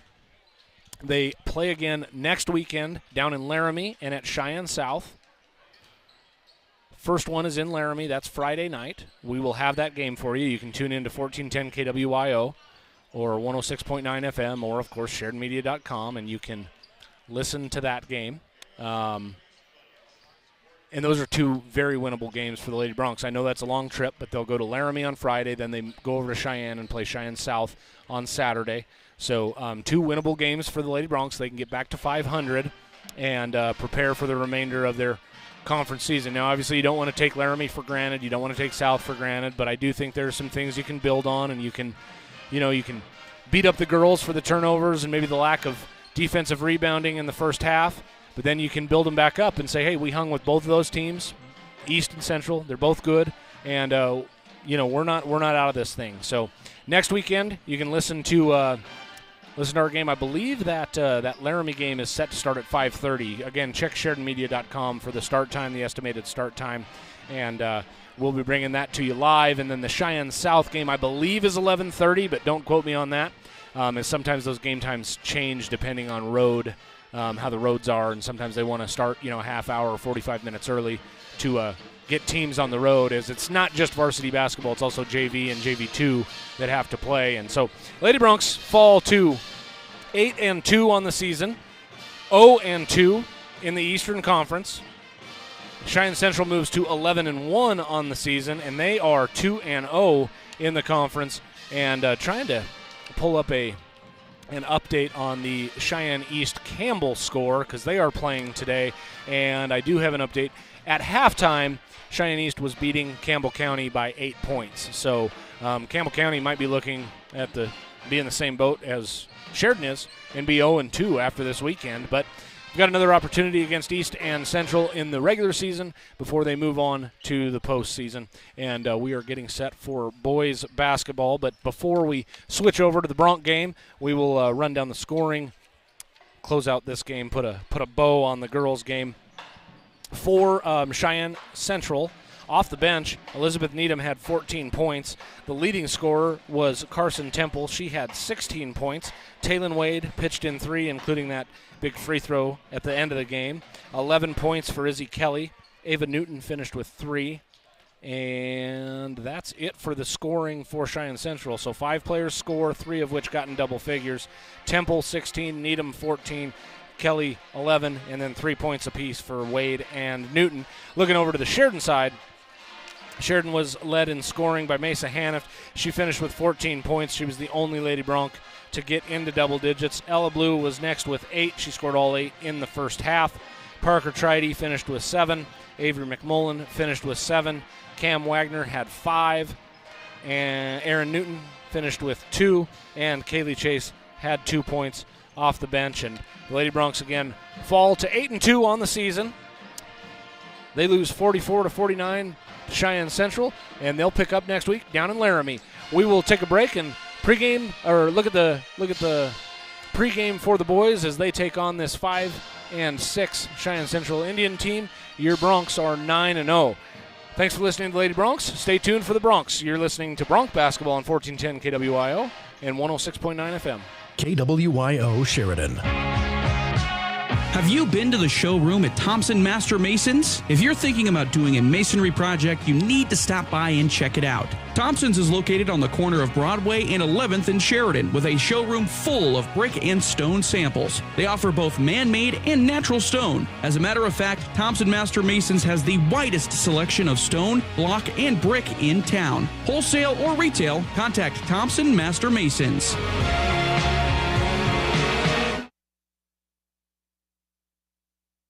Texting and driving. Texting and driving? Everyone knows there really is no and. You're either texting or you're driving. In other words, if you're typing or reading anything while you're behind the wheel, you're not paying attention and you're not in control of your vehicle. That's why law enforcement around the state is cracking down on distracted driving. Hey, Wyoming, let's put an end to texting and driving because we all know better. There is no and. This message was paid for by WYDOT. What are you feeding right now to combat the harsh Wyoming winter? Keep those cows in tip-top shape for spring calving with some help from Farmers Co-op. They have Payback Cow Cake on hand as well as various other Payback feeds to help your cows keep weight during the winter months. And don't forget to pick up a Smart Lick tub to help boost their energy as well. Farmers Co-op has the feeds and supplements to keep your herd in top shape this winter. Farmers Co-op, owned by those they serve at 1450 Coffeen Avenue.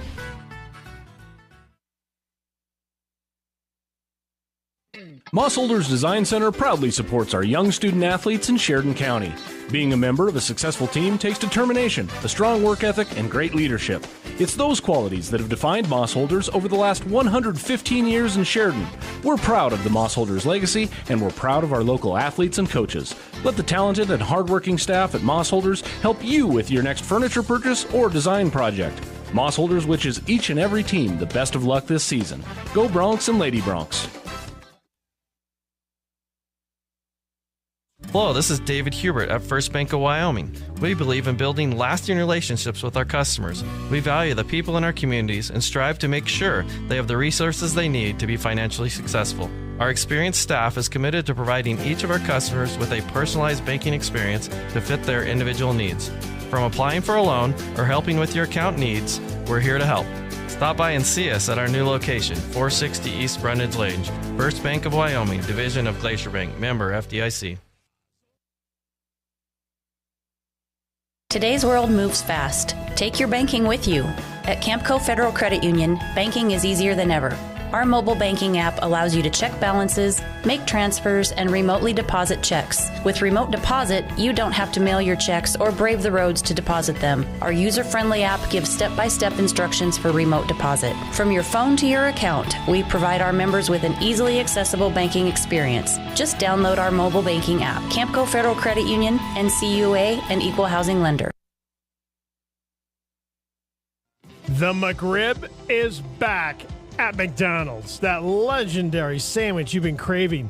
Tender, boneless, pork dipped in a tangy barbecue sauce, topped with slivered onions and dill pickles, all in a toasted home-style bun. I can taste it now. Smoky, sweet, savory goodness. It's been calling my name all year long. Order it now in the McDonald's app so it'll be ready when you pull up. The McRib, it's back for a limited time at your locally owned McDonald's restaurants in Sheridan, Buffalo, and Gillette. With rates changing, there's no better time to speak to a local expert. Start at First Federal Bank and Trust, where our local lenders know you and the current market. Whether you need to get pre-qualified, apply for a loan, or have questions about our programs, we're just a click or call away. If you'd rather start the process at home, that's okay too. Our website has mortgage calculators, checklists, and rates you can check 24/7. Making home happen doesn't get easier. Visit efirstfederal.bank, call us, or stop by. First Federal Bank and Trust, member FDIC, Equal Housing Lender.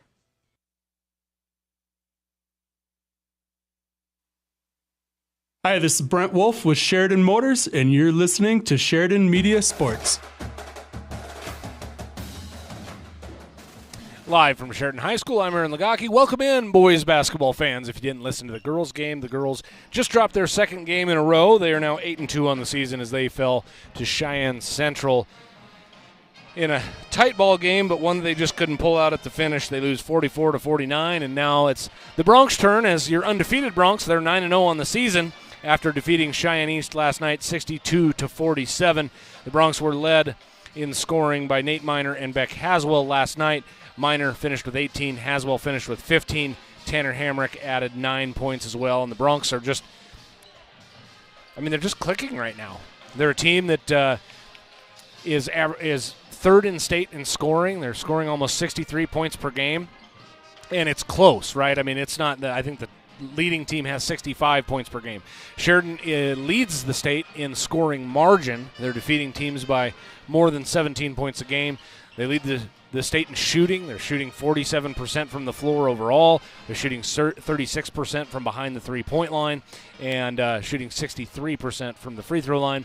And maybe more important than all of those things, and I would argue, scoring's kind of important, but their scoring defense is actually tops in the state. They're only giving up 45 points per game, but we are now in the conference season, and we expect to see some tougher competition for the Broncs than they had in their preseason. When they went 8-0, they defeated Cheyenne East last night in their first conference game by 15, and I don't know what to make of Cheyenne Central. They are the defending state champs. Pretty much every player that got significant minutes last year graduated, but it is still a senior-heavy team, so you've got that senior leadership maybe down there in Cheyenne, but just not a lot of senior experience. And Central has a losing record on the season. They're 5-6. And I was looking at some of their scores from earlier in the season. And for Cheyenne Central, I don't know what to make of their team. Three of their losses came to out-of-state teams. We don't know what Kearney, Nebraska, St. Thomas More, South Dakota are. But then they also lost to Star Valley by 20. They lose to Natrona by 23. They lose to Kelly Walsh, and they just got blown out last night by Campbell, 50-81. So I don't know what that 5-6 record means. I think you look at it and you go, boy, they're going to struggle this year. I think that's really what it means because their wins came against Riverton, Jackson, Evanston, and an Alliance Nebraska team that I don't know anything about, and then also Green River for their fifth win. So I think they beat up on some of the weaker teams in the state, and it looks like in their close games, or in their losses rather, and none of them have really been close. It makes me think that if you get them down, they're going to stay down. And Sheridan, for the most part this season, has done a really good job of starting hot. The Riverton game is about the only game I can think of where they just didn't start well at all. They didn't get off the bus down there in Cheyenne. They didn't play well in that first quarter. They were losing 4-20 to Riverton, and then came back and obviously won that game as the Broncs are undefeated. But I've been very impressed with the Broncs, and going back to talking about their defense, and they're only allowing 45 points per game. I mean, it is a team defense. I don't know if I look at this team and I go, oh, there's just one amazing defender. I think Connor Bateson is a really good defender, but I think it's team defense as a whole. I mean, they've got a bunch of good athletes who understand team defense. You can ball pressure because if your guy does get by you, or if you cheat a little bit and he takes advantage of it, you've got help on the backside. And then the rotation from all the other guys, the other three guys, knowing their role, and that's really helped Sheridan this year limit the scoring from other teams. And then, I mean, Sheridan's not going to shoot well every game, let's face it. First in the state in field goal percentage. They're just not going to shoot well every game. And can you win a game where you don't shoot well? And I think that was answered in the Riverton game, that, yeah, you can. You can make it a defensive game and come away with a victory. And with that said, I do still think Sheridan is going to shoot a high percentage. I think they're going to be one of the top teams in the state. Maybe they won't be the top, but they'll be in the top 3 or 4 when all is said and done this season in shooting percentage, if they continue to play offense like they currently are, which is, Coach Martini talked about it last night in the post-game interview.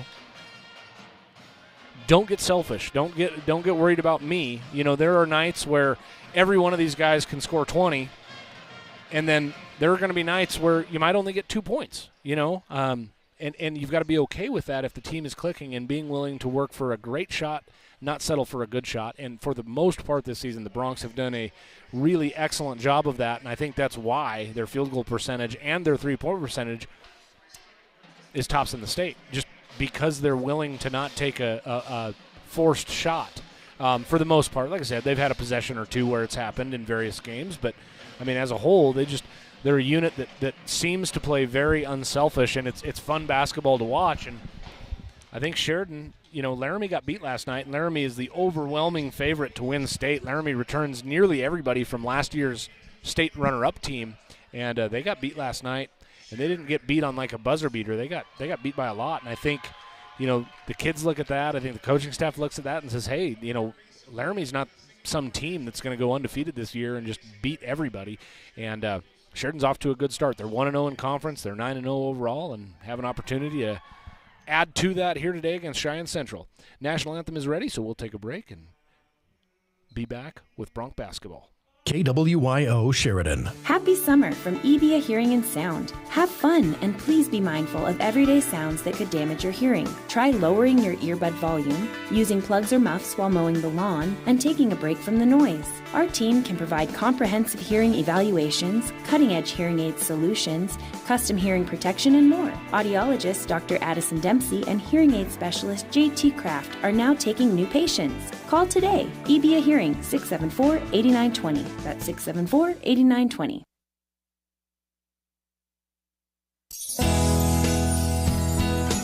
Congratulations to our hometown shopping sweepstakes winners. At ERA Carroll Realty, we love to take part in fun promotions like these that keep the holidays festive and fun, and also keep our retail dollars right here at home. Hi, this is Tom Bellis with ERA Carroll Realty. We are about more than real estate. We're about family, friendship, and community. Merry Christmas and Happy New Year from all of us here at ERA Carroll Realty.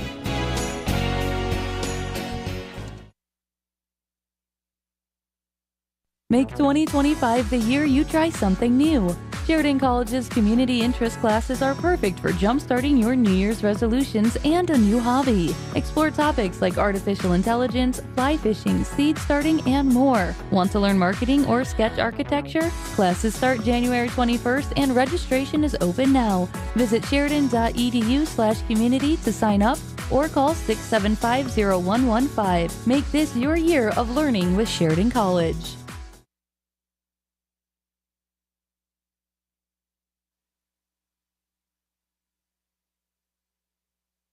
I'm Doug Hockett with Stiefel Investments, and you're listening to Sheridan Media Sports.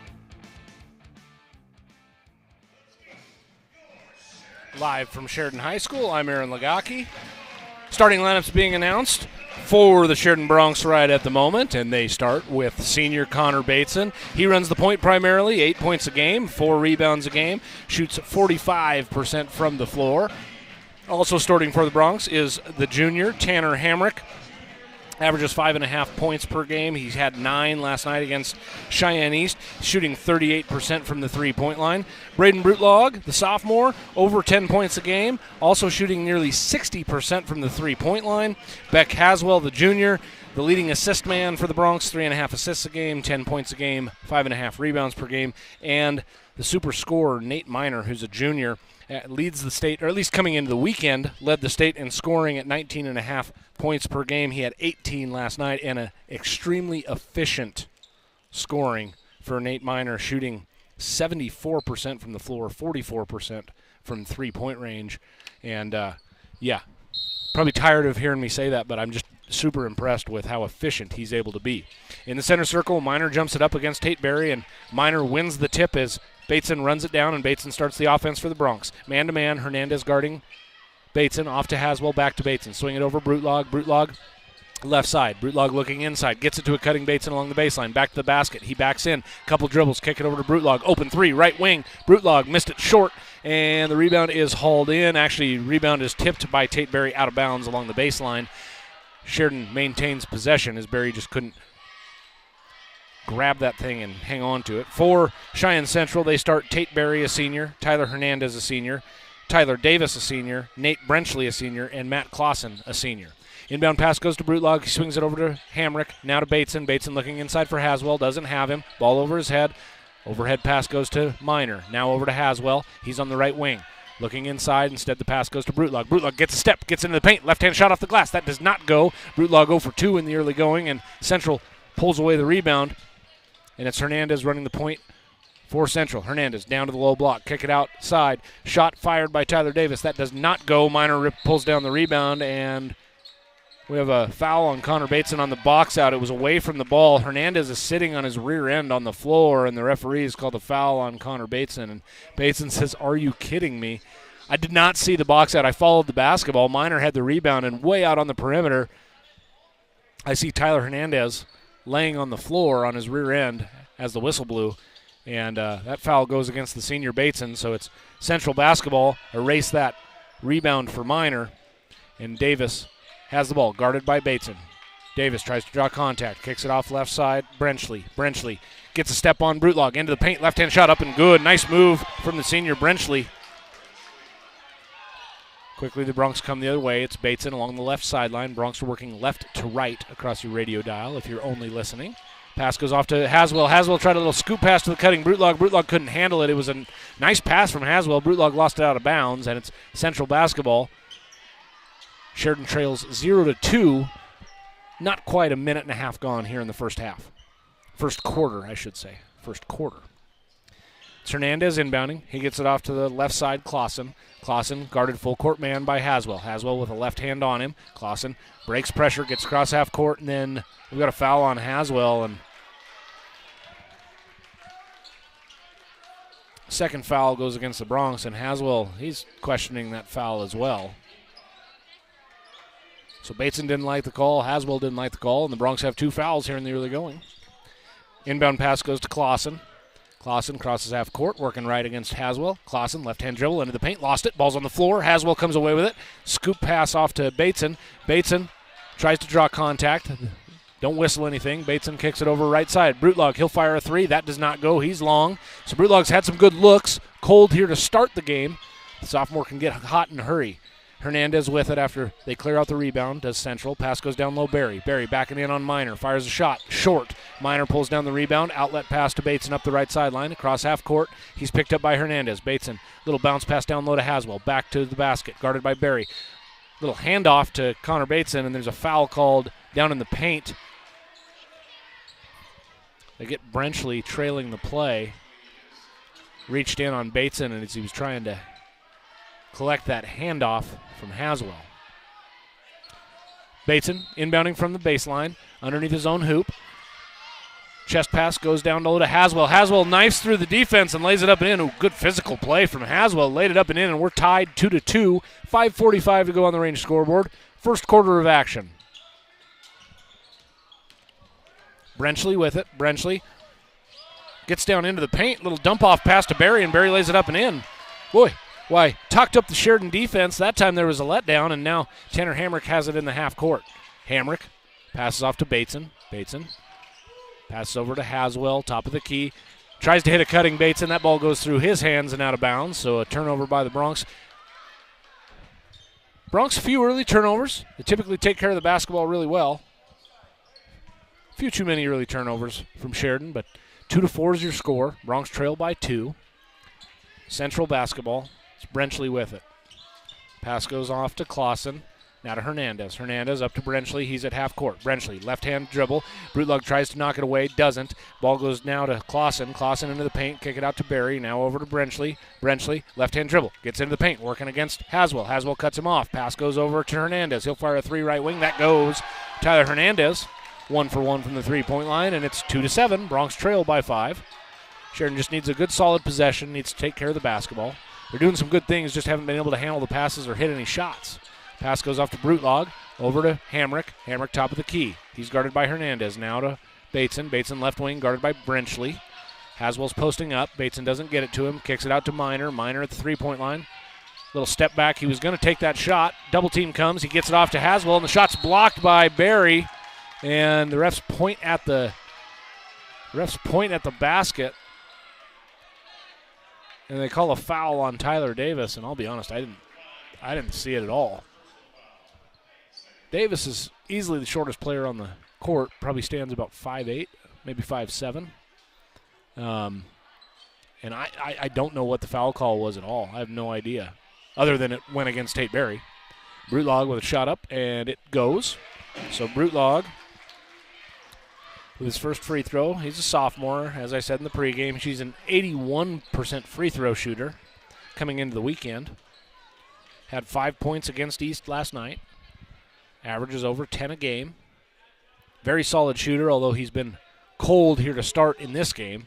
59% free three-point shooter. He's 0 for 2 from the three-point line, and he missed an earlier shot as well, not from the three-point line, but he goes 2 for 2 from the free throw line.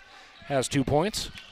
And it's a 4-7 basketball game. Broncs trail by 3. Brenchley with it, just throws it up the court. It's run down by the sub Philbin. Philbin passes off to Hernandez. Hernandez pushes off on Tanner Hamrick, and that's an offensive foul.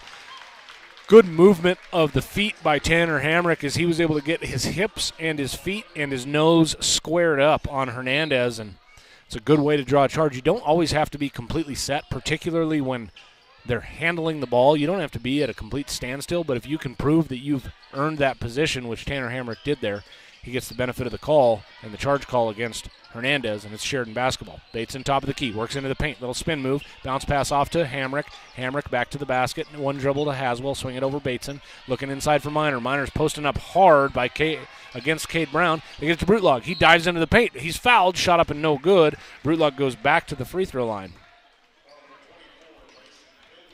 Breck Reed hops up off the bench and goes over the scorer's table.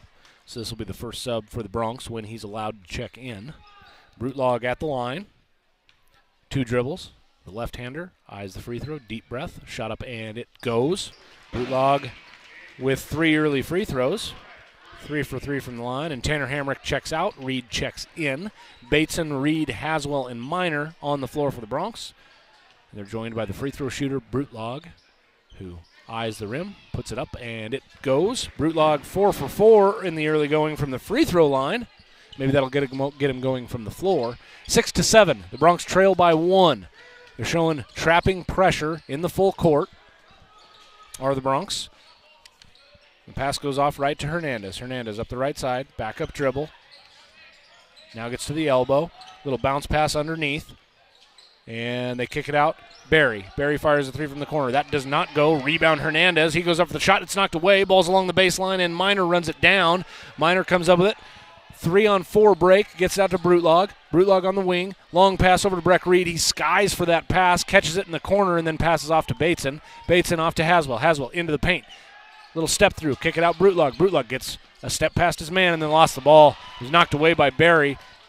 Brenchley comes up with it, and Brenchley works left-handed up the sideline, lost it.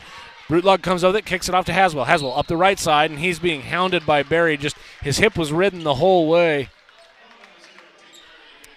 And head coach from Central not happy right now. That's Randy Philbin. He doesn't like that. He doesn't like that they called the foul on Barry, but Barry's just riding his hip the whole way. I mean, and it's out on the sideline. It's a definite foul for sure. And that sends Haswell to the line. 5th foul on Central in the quarter. So Haswell at the line, and the junior hits the first. Haswell, a 47% free throw shooter coming into the weekend. Brutlog out, Hamrick in. Hamrick, Miner, Bateson, Reed, and Haswell at the free throw line. Haswell, one dribble, spins it, breath, shot up and no good. And Barry just shoved Hamrick to the floor. They missed it, and the rebound's hauled in by Barry. Now, off to Brown. Brown underneath to Brenchley. He fires a shot, can't get that to go. Rebound hauled in by Haswell. Haswell gets it off to Reed. Reed over to Bateson. And Coach Martini signals Bateson to push the issue a little bit. Bateson crosses half court. Ball over his head to Haswell. Swing it over Reed. Reed fakes the pass left. Goes right to Miner. Miner, one dribble. He'll take a quick three. That's no good. Rebound hauled in by Brenchley. Brenchley up the sideline to Brown. Brown near the corner, guarded by Bateson. Man-to-man from the Bronx. Now Hamrick guards Brenchley. Brenchley kicks it off to Philbin. Philbin, couple dribbles. Kick it out wide to Hernandez. He's on the wing. Hernandez, one step, can't get past Reed. Passes out to Brown, and Central restarts. Brown, guarded by Bateson. Pass knocked away and out of bounds by Hamrick. 7-7's your score. 2:07 to go here in the first period. We want to thank Range for sponsoring our scoreboard once again this year. 7-7 Central ball after that ball was knocked out of bounds by Hamrick. 2 minutes, 7 seconds to go in the first. Inbounding is Brown. Spielman checks into the game for the first time for the Bronx. Johnny has had a couple nice games off the bench for the Bronx and maybe earning a bit more playing time on the varsity level, does the sophomore. And it's Davis with it. He passes off to number 10 with Little. Little hands off now to Philbin. Philbin gets a step on Spielman. Shot up and good. Philbin drives into the paint and scores his first bucket off the bench, and it's 7-9. Bronx trail by 2. Minute 42 to go. Miner crosses half court. Dribbles left-handed. Handoff to Bateson. Bateson at the volleyball line, 35 feet from the hoop. Started right, works left, gets it to Miner in a reach around by Bryson. Philbin. Miner caught that, and just a bad foul from Philbin. I mean, Miner has his back to the basket, 13 feet from the hoop. Don't want to foul him there. I know you're trying to knock the ball away, but a lot of times it's better just to play the straight-up defense there. If you're Philbin, he picks up his second foul, and he'll probably take a seat on the bench for a little while. Nate Miner hits the first free throw, his first point in the game. Bronx have missed one free throw so far in the game. Miner, a 79% free throw shooter coming into the weekend. Minute and a half to go. Bronx trail by 1. Second free throw is good, so now we're all even at 9. And substitution as Miner checks out. Brutlog in. So it's Reed, Brutlog, Spielman, Ty Gilbertson into the game for the Bronx. He's a senior. And Hamrick on the floor. Ball stolen by Brutlog. Brutlog saves it from going out of bounds, but Clausen comes up with it for Central, and now it's off to Davis. Davis handling it against pressure. Passes off to Clausen. Clausen crosses half court. Gets it off to Little. Little, a couple dribbles. Gets it to Davis. Davis steps with his right. Pass it off left to Brown. Brown on the wing, guarded by Reed. Now back to Davis. Davis swings it over to Clausen. Clausen, a couple dribbles. Gets into the paint, working against Spillman. Kicks it out to the corner. 3 fired. Cade Brown missed everything. Air ball. Rebound by Brutlog. Brutlog's a good rebounder for his size. Over 3 rebounds a game. He stands about 5'10". Brutlog's 3 is no good, and he's just cold from the field. Done a good job at the free throw line, but hasn't been able to connect on any of his shots. Clausen with it. Clausen passes off now to Davis. Davis works into the paint. Nice bounce pass underneath to Barry, up and in, and a foul. Barry count the basket. Really good bounce pass from Tyler Davis, giving him assist. And the foul goes against Breck Reed, which sends Barry to the line to shoot the old-fashioned three-point play. The and one upcoming. 9-11. Bronx trail by 2. 36.4 seconds to go here in the first period. Barry, his free throw is up and no good. He missed it. Offensive rebound by Central, though. They clear it out, get it to Davis, and Davis fakes a 3, kicks it over to Little. Little back to Davis. 28 seconds. Central can hold for the final shot. I don't know if they will. David, yeah, it looks like they will. They run a little four corners. The ball goes out to Little, and he'll hold the ball at his hip with 20 seconds to go. Central just going to be patient. Now they just run a little exchange where Davis runs out toward half court, gets the ball from Little. Now he gets it back to Little. Now with 12 seconds to go, they swing it over to Brown. Now they get it to the high post. Little scoop pass off to the left side. That's Clausen. Clausen drives, fires a shot, no good. Spielman with the rebound. And they call a blocking foul against Cade Brown, and that's a bad foul. I know he was trying to draw a charge, but the Broncs are 60 feet from the hoop, and that's because you're in the bonus. Now Johnny Spielman's at the line to shoot free throws. Well, Spielman had 5 points off the bench last night. Had a nice game against Riverton off the bench, and as I said, the sophomore might be earning a little bit more playing time now for head coach Jeff Martini. Spielman, shot up and it goes. His first point in the game.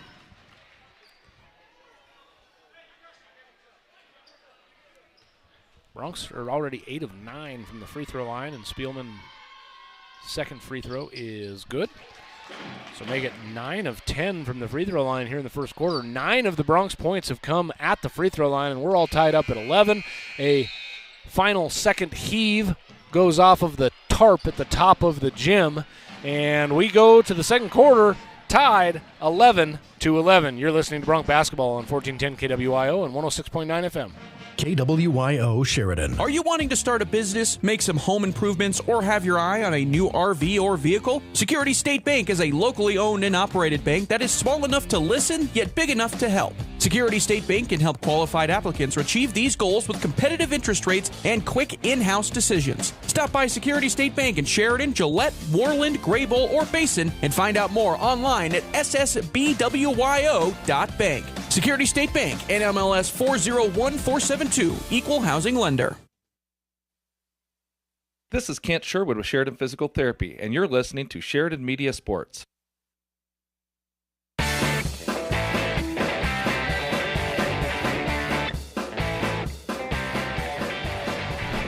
Live from Sheridan High School, I'm Aaron Lagaki. We're all tied up at 11 to start the second quarter.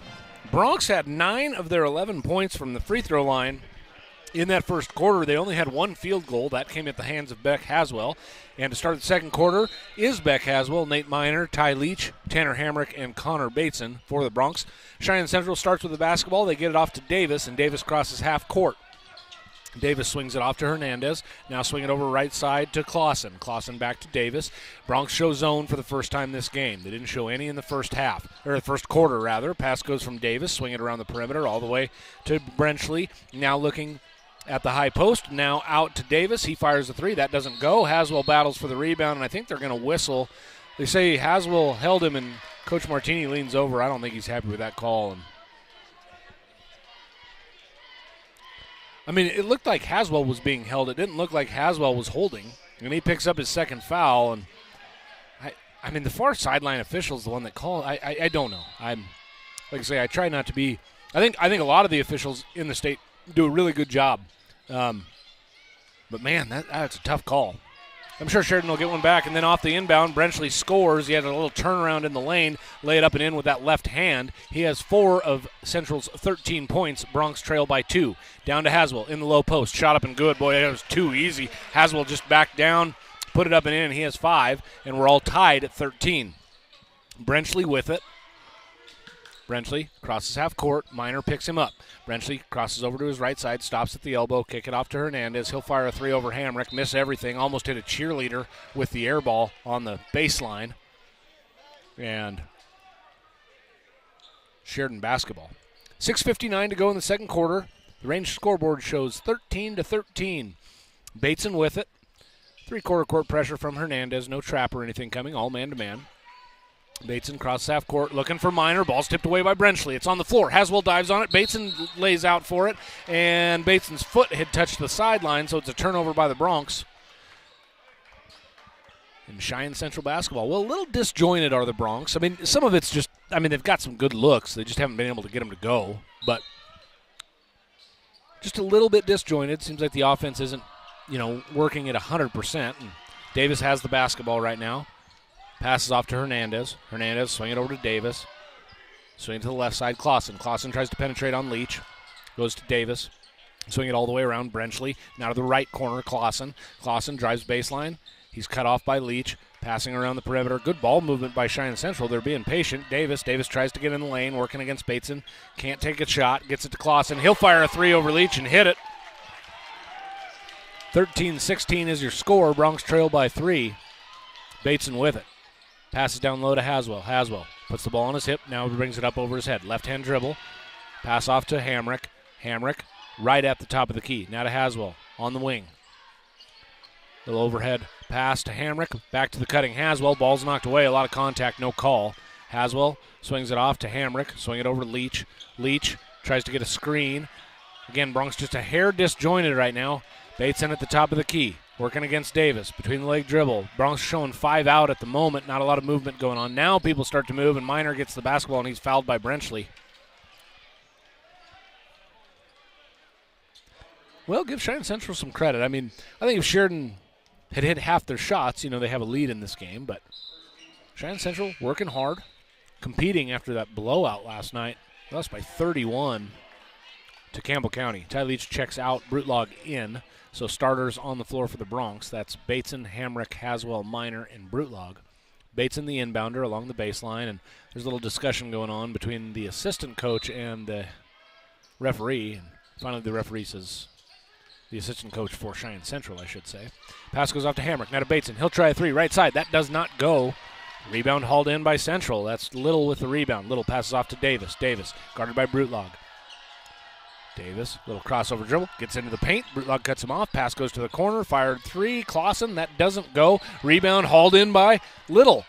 Little kicks it out to Hernandez. Hernandez, nice little move. Gets into the paint. Fires a shot, but he walks. He had a nice little pump fake at the 3-point line to get into the paint. He pump faked, created space, got into the lane, and then walked. Took an extra step. And Cheyenne Central shows full court pressure. Barry and Hernandez are up in the forecourt. Brutlog and Bateson run back to the inbounder, and Miner inbounds it to Bateson, and Cheyenne Central just backs off and shows man-to-man. Hernandez guarding Bateson. He crosses half court, gets to the volleyball line, and kicks it off right wing Brutlog. Brutlog gets a screen, picks up his dribble, goes to Bateson. Bateson at the free throw line. We've got an offensive foul against Beck Haswell, and that's his 3rd. And Coach Martini is saying, what did he do? But it's his 3rd foul. And they call, the referee's explaining it to Beck Haswell right now. They said he held. And so Haswell takes a seat on the bench with his 3rd foul. 13-16. Inbound pass goes to Clausen. Clausen tries to get it back. Brutlog stole it, dribbles it down, puts it up and in. Brutlog with 6 points. That's his first field goal. That one comes on a layup. And Davis with it in the corner, trapped by Hamrick, and Hamrick knocks it out of bounds. 15-16, Bronx trail by 1. 4:45 to go here in the first half. Full court pressure from the Bronx, and Coach Martini is trying to get an explanation on Haswell's foul, and he is incensed right now talking to the official. And yeah, not a good call. Davis with it, and then he's fouled by Bateson. Davis with it, and they call a blocking foul on Bateson. Bateson's not happy about that. That's his 2nd foul. And it's the 3rd team foul on the Bronx. 15-16 is the score. Spielman checks in. They're going to get Bateson on the bench. They don't want him to pick up his 3rd. And Bateson certainly not happy with the call. Coach Martini shakes his head as he gives 5 to Bateson, who comes over to the bench. And I tend to agree with Martini. Again, I don't like to be hard on officials, but this crew, they struggled in the girls' game, and it's not pretty right now as Will Little scores. He goes into the lane and lays it up and in, and Central has a 3-point lead. Reed with it off to Miner. Miner, top of the key, goes off to Reed. Reed gets into the paint, penetrates, fires up a little runner. That goes. And that's a welcome sight to Breck Reed. He struggled last night from the floor. He had a lot of good looks, and he was frustrated with himself, and gets the first shot of the game for him to go. And it's 17-18, Bronx trail by 1. Nice little passing by Central, but then it's knocked away by Brutlog. Reed comes up with it up the right sideline to the wing. Reed between the leg dribble, looking inside to Spielman. Kick it up top to Hamrick, but it was too high of a pass. Hamrick couldn't handle it. Pass just off the outstretched hand of Hamrick, and Central gets the basketball on the turnover. They get it to the corner, Clausen, and then swing it around the perimeter over to Moreau. Little in the game. Fires the shot. That does not go. Spielman comes up with the rebound. Left-handed pass up to Brutlog, and Brutlog runs the left sideline. Bronx down 1, 17-18. Ball's kicked by Clausen as Brutlog was trying to get a pass into Nate Miner. And Miner with just 2 points here, and we've seen little stretches where Miner doesn't score a lot and then he just explodes.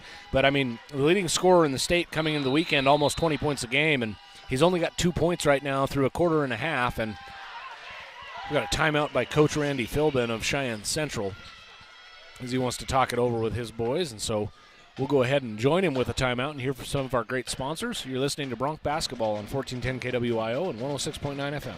KWYO Sheridan. Start your New Year's resolutions with the Sheridan Rec District's 9th Annual Resolution 5K Run, Saturday, January 4th. The race kicks off at 10 a.m. and starts and finishes at the Sheridan Recreation District office at Thornrider Park. Pre-register online for $10 at SheridanRecreation.com or register on race day for $15 beginning at 9:30 at the Rec District office. There will be a post-race prize raffle where you can win gifts from Pure Energy Fitness. If you have questions, call 674-6421 or go to SheridanRecreation.com.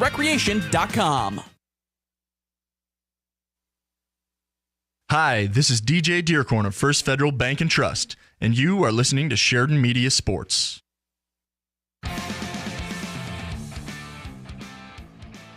Live from Sheridan High School, second quarter of action. The Bronx trail by 1, 17-18.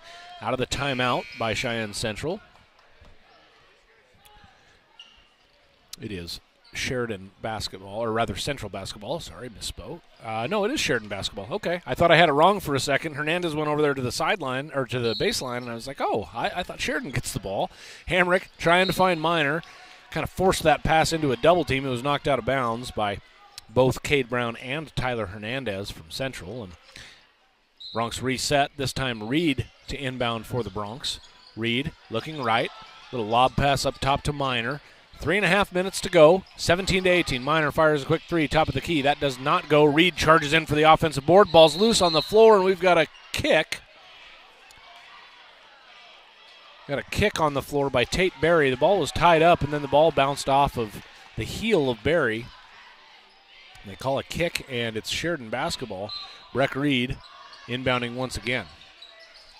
Reed off to Hamrick. Hamrick tries to drive baseline, does so, gets to the low block, hands it off to Miner. Miner, one dribble, power dribble, shot up, no good. Spielman with the offensive board, and now Spielman's fouled.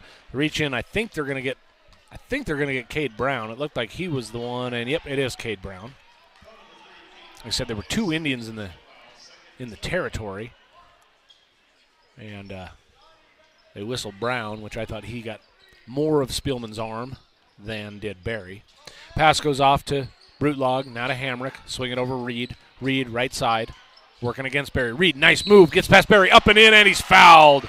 Well, Breck Reed just didn't have a terrible game last night, had a terrible game shooting last night, and I know he was frustrated with himself. He was very demonstrative after he missed like his fifth shot, but right now playing really well, got a step, and he's 2 for 2 from the floor and is at the free throw line. And Riley Friday, a sophomore, checks into the game for fellow sophomore Johnny Spielman. So we've got Friday, Miner, Brutlog, Hamrick on the floor, and Breck Reed at the line.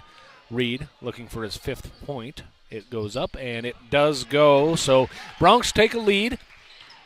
20-18 is the score as Reed goes 1 for 1 on that and one trip on the free throw, and then Cheyenne Central throws it out of bounds. Matt Clausen was looking for Chris Martin and just threw it too high, and Martin's not a short player, and threw it too high.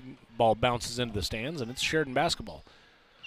2:54 to go on the range scoreboard. 20-18, Bronx lead by 2. A little bit of a disjointed offensive show for the Bronx, but not real sloppy here in the first half. Reed with it. Pass goes off to Brutlog. Brutlog drives into the paint, fires up a shot. He's fouled and goes to the line. The foul goes against Hernandez.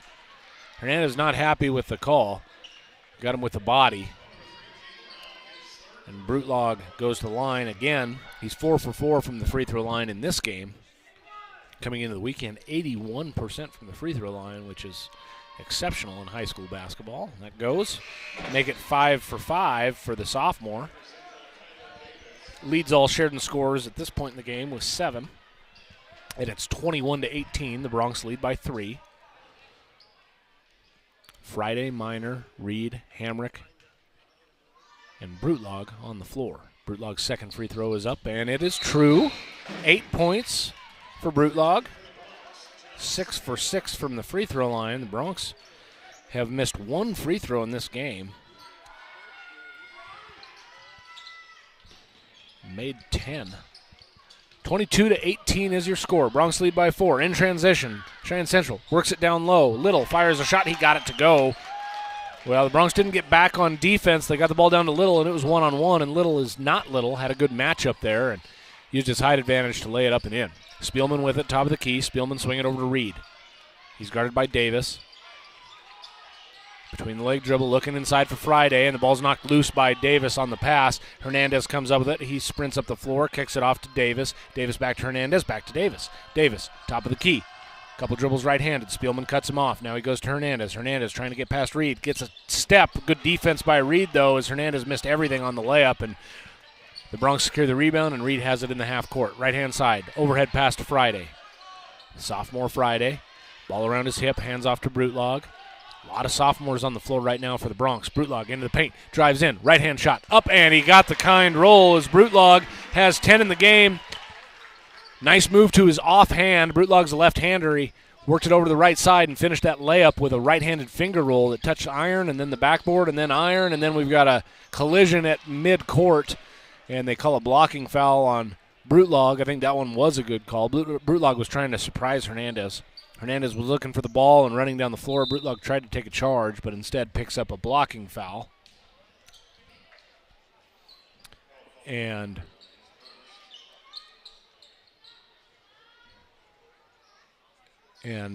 yeah, okay, they've got okay, I was going to say they put 4 fouls on Brutlog, and I'm like, there's no way Braden Brutlog. I thought that was crazy. I was like, I didn't miss 4 fouls. First foul on Brutlog. It's Cheyenne Central basketball. Okay, 24-20, Broncs lead by 4. Davis penetrates in the lane, fires a shot off the glass, and gets it to go. Well, Davis is the shortest player on the floor. He got down into the post, made a little spin move, and then laid it up off the backboard and in, right over the front of the rim. Good move by the senior. Hamrick with it, right side. He's guarded by Little. Pass goes off to Brutlog, left wing, between the leg dribble. Tries to penetrate, cut off. Good defense by Martin. Pass goes off to Hamrick now, right side. Hamrick on the wing. Backs it out. Pass goes to Brutlog. 3 sophomores on the floor for the Broncs. Brutlog's one of them. He has the ball top of the key, looking for a cutting Leach. Instead goes to Spielman in the corner. Spielman tries to drive baseline. Martin cuts him off. Spielman takes a short jumper, got it to go. Good touch on that shot. Johnny Spielman has 4 points in the game off the bench, and it's 26-22. Broncs lead by 4. Davis crosses half court. Double team comes. It's Leach and Spielman. Davis tries to dribble through it. Passes off. He does so. Passes off to Clausen. Clausen kicks it out to the perimeter. Martin fires a 3. No good. Riley Friday pulls in the rebound. Kick it off to Brutlog. Almost threw it out of bounds, and Brutlog saved it. Now he brings it up, and the Broncs can get the last shot with a 4-point lead. 26-22. Brutlog with it. They won in isolation, and they call a quick blocking foul on Tyler Davis. And that sends Brutlog to the line with 4 seconds to go here in the first half. Brutlog, 6 for 6 from the free throw line here in the first half. Has another trip here. He's done a good job getting to the lane. He 0 for 3 from the three-point line. Had three early good looks at three-pointers. Couldn't get any of them to go, and decided he's going to make his hay at the free throw line, and he does so again as he hits the first, has 11 points in the game, 7 of which have come from the charity stripe, and it's 27-22. Ty Gilbertson into the game with just 4 seconds on the range scoreboard, 27-22. Gilbertson, Spielman, Hamrick, Leach, and Brutlog at the line. Brutlog up, and that's good. So sophomore hits again. 12 points for Braden, and it's 28-22, 4 seconds to go. Clausen with it. Up the sideline. Fires a shot from near half court. Off the backboard, no good. And we go to half with the Broncs leading by 6, 28-22. We will be joined by head coach of the Lady Broncs, Ryan Sullivan, after we hear from our sponsors. You're listening to Bronc Basketball on 1410 KWIO and 106.9 FM. KWYO Sheridan. Whether you're starting a business, safeguarding your assets for future generations, or navigating the complexities of property transactions, McCool Law Firm LLC in Sheridan provides tailored solutions that ensure your success. McCool Law Firm understands that each case is unique, and it is committed to delivering personalized service that will exceed your expectations. McCool Law Firm, protecting your legacy, stepping up to bat for you. Find out more and schedule a consultation at McCoolLawFirmLLC.com or call 307-461-9240. No shirt, no shoes, no problem. Online banking is fast and convenient with Sheridan Community Federal Credit Union. If you have a smartphone, you can do your banking from anywhere, including remote deposit. Just take a picture of your check and send it. It's that easy. And you'll instantly have access to the first $200 available and the rest shortly thereafter. Yep, banking is that easy with remote deposit at Sheridan Community Federal Credit Union. Member NCUA, Equal Housing Lender.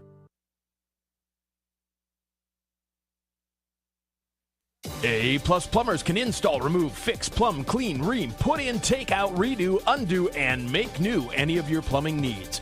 Jack and the team have experience in quality workmanship that you are wanting. If their plumbing prowess were to receive a grade, it would be A+. That's why it's in their name. A-Plus Plumbers is number 1 in the number 2 business, and you can reach them at 672-9454. That is 307-ORC-WILLIE. Call them today. Hi, I'm County Commissioner Christy Haswell, and you're listening to Sheridan Media Sports. Live from Sheridan High School, I'm Aaron Lagaki. I am joined by head coach of the Lady Broncs, head coach Ryan Sullivan, and the boys are at halftime 28-22. And, Coach, you've got a little bit of a losing streak going on, 2 games right here, but 2 competitive games. You're playing, you know, this we knew this was going to be a tough weekend coming in. Cheyenne East was a good, solid team. Cheyenne Central we knew would be a tough physical team. You played well in parts of both games, and then today just couldn't hold on against Cheyenne East, couldn't get the offense rolling in the fourth quarter. What are you preaching to the girls? We're just not ready for it yet. And again, we got kids playing major varsity minutes for the first time in their career right now, so it's early for them. But just, I mean, it's very, very indicative of kind of the weekend is that we're just not there yet to be able to go play those teams yet. We were competitive. I felt like, you know, more than anything, and kudos to East and Central. They came in, they're prepared. Central, it's very obvious they're all aligned in what they're trying to do, and they all buy into it, and they fly around the court and make life hard on people. You know, but I felt like we kind of gave 2 away, if I'm going to be honest with you. We gave 2 away this weekend that could bite us a little bit down the stretch, and that's frustrating. I expect on Monday to see a group of kids that are eager to go get better, regardless of who we play on the road this weekend. Like if we show up Monday with an eagerness to prepare and all be aligned and you know, wanting to go execute stuff that we asked them to do, I'm going to be encouraged by that. Well, and Coach, the glass half full side of that is you didn't get blown out. I mean, if you go back 3 and 4 years ago, when you would play East, you were getting blown out, right? The girls would work hard. They were trying to do what you wanted to do, but you were getting blown out. You can tell these girls in the coming weeks when you face those 2 teams again, hey, we can beat this team. There's not going to be a doubt in their mind, I don't think, that you can't win. Yeah. No, I mean, we're talented enough to play with anybody in the state, Aaron. Like, we're good enough to do those things. And it's not – again, the sun's going to come up tomorrow. We're gonna prepare for South Miami like we would for anybody else. But if we don't, you know, if we can't put 4 quarters together at some point, we haven't done it yet this year. And quite honestly, I'm excited to see what happens when we do. If we put 4 together, regardless of who the opponent is, we put 2 quarters together against Riverton down in Cheyenne and looked really, really good and came on the 3rd quarter flat. This team will kind of realize and recognize how talented and how good we are if we start stringing quarters together. Well, you look at it, you were up on East by 3 through a half. You were up on Central through a quarter. You were tied at half. I mean, you do have the ability. It's just how do you get them to take that next step where, hey, okay, when we get into a rough stretch in the 3rd quarter, or we get in a rough stretch in the 4th quarter, how do you get that to click? And I certainly don't know the answer. Yeah, it's got to come from them. we're still a team that doesn't communicate well. A lot of times we feel, we're playing.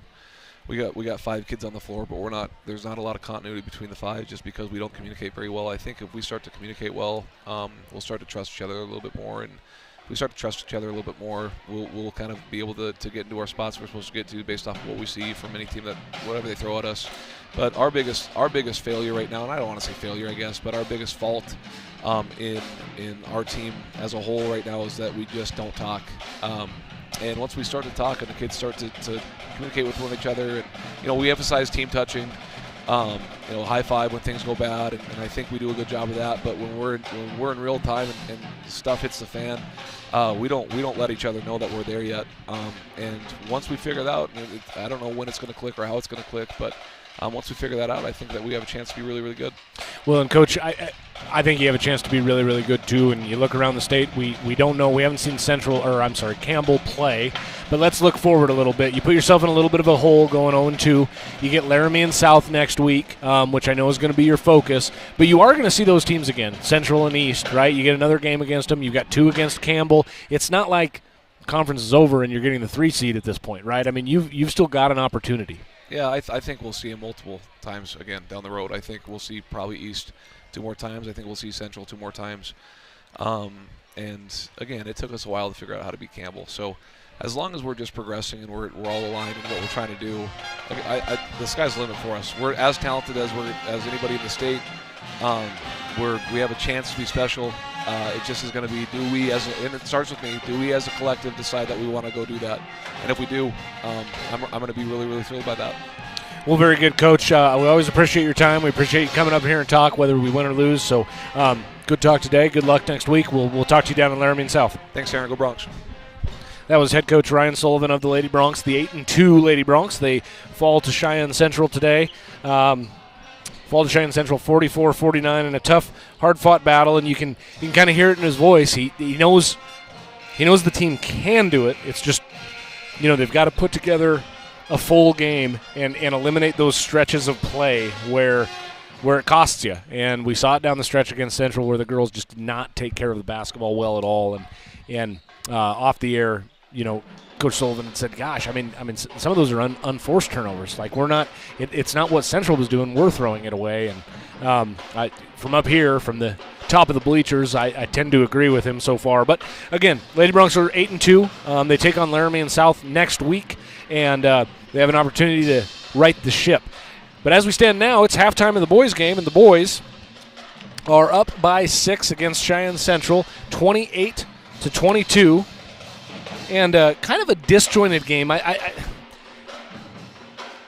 Unusual game for the Broncs. The Broncs usually look very cohesive, very in sync offensively, and it took them a good 12 minutes to make it feel like the Broncs again, and they started to pull away. And they're not hitting shots, but the offense just as a whole started to work a little better, and then they're getting to the free throw line a lot and hitting free throws on top of it. I mean, Braden Brutlog's 8 for 8 from the free throw line. Beck Haswell's the only Bronc that missed a free throw, but he hit one as well, so he was 1 of 2. Nate Miner was 2 of 2, and Breck Reed was 1 of 1, and Spielman was 2 of 2. So they only missed 1 free throw on 13 attempts, and actually more than that, 15 attempts, and the Broncs have a 6-point lead to show for it.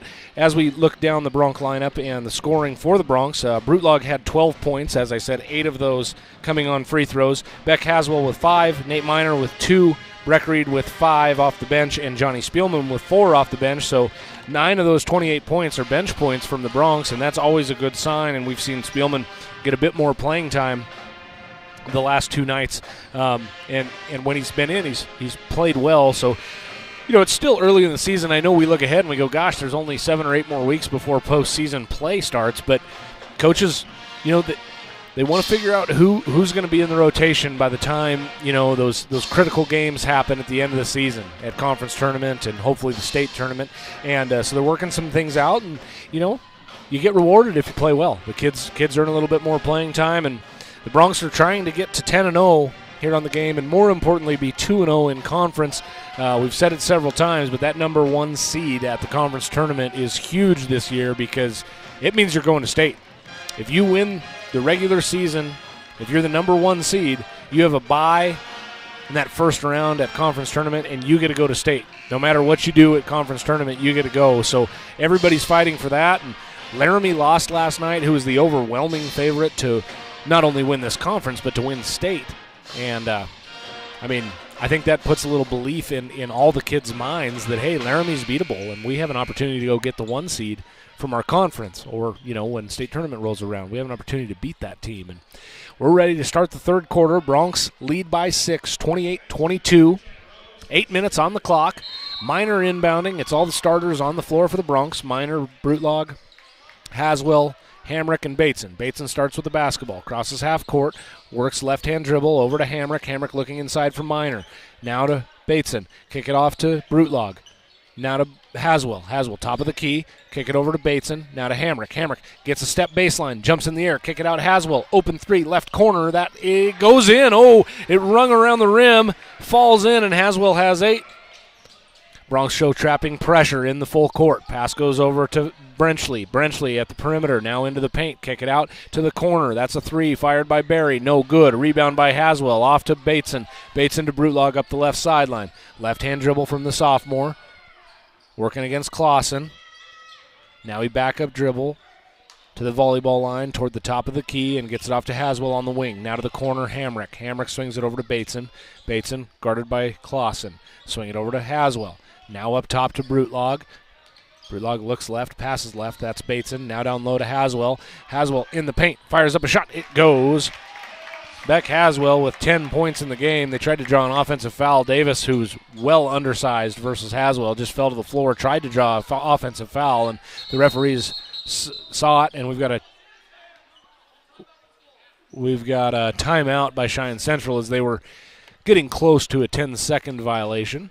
And just the 30-second variety, so we keep it here. And the Broncs, 4 quick points here in the third quarter, which helps them open up a 10-point lead, 32-22. Say Broncs, the first few possessions of this half have looked more like the possessions they had at the end of the first half, where they were a little bit more in sync, less chaotic. Chaos isn't the right word. A little more cohesive. Just felt like they were out of sorts. And I don't know that it was anything Central was doing, to be honest with you. I mean, Central's working hard, but it's not like they're doing something special that Sheridan's not. And Coach Martini right now is talking. I think he's talking about the ball being in the air when a timeout was called, and he kind of gives a little smile, but I think he's disagreeing with the official calling that timeout. The ball's in the air, and he hands it off to Central. And anyway, Central basketball, Davis with it. Davis in the half court, swings it over to Hernandez. Hernandez looks underneath to Brenchley. Brenchley in the post, double team comes, kicks it out. Clausen, he'll fire a 3. That's short. Bateson with the rebound. 6.5 minutes to go. Third quarter. Pass goes to Minor. Bateson, swing it over Hamrick in the corner. He's got a 3. He'll try it. No good. Haswell with the rebound. Pulls it down, up and in. Beck Haswell. Haswell, 12 points in the game. And Davis collects the inbound pass. Double team comes. Davis throws a high pass. Brutlog read it and knocked it away. Just couldn't wrangle it in. Knocked it out of bounds. Brutlog had a chance to steal that thing. Just couldn't quite control it after knocking it away. It was a high arcing pass. Floated up in the air. Brutlog read it well like a safety in football. Came in, just couldn't corral it. Hernandez double teamed. Threw a pass to himself. Goes down in the lane. Crashes in the lane. Haswell gets his 4th foul. He tried to draw a charge. So Haswell, he just walks to the bench. He knows he's coming out of the bench. He knows he's coming out of the game. That's his 4th foul. He tries to draw the charge. Beck has played really well. I mean, he's got 12 points in the game. Rebounds really well, as always. He's made a couple nice passes. He hasn't been rewarded with the assists, as the Broncs just couldn't quite handle it, but nice little scoop passes in the first half down from the low post, trying to hit guys running baseline, and they just couldn't handle it as Hernandez misses the first free throw. Colton Patterson checks into the game for the first time. He's a junior, wears number 11. Minor, Patterson, Hamrick, Brutlog, Bateson on the floor. 34-22, Broncs lead by 12. Free throw upcoming, on its way, no good. Rebound tipped by Minor and then hauled in by Hamrick. Brutlog runs the point this possession.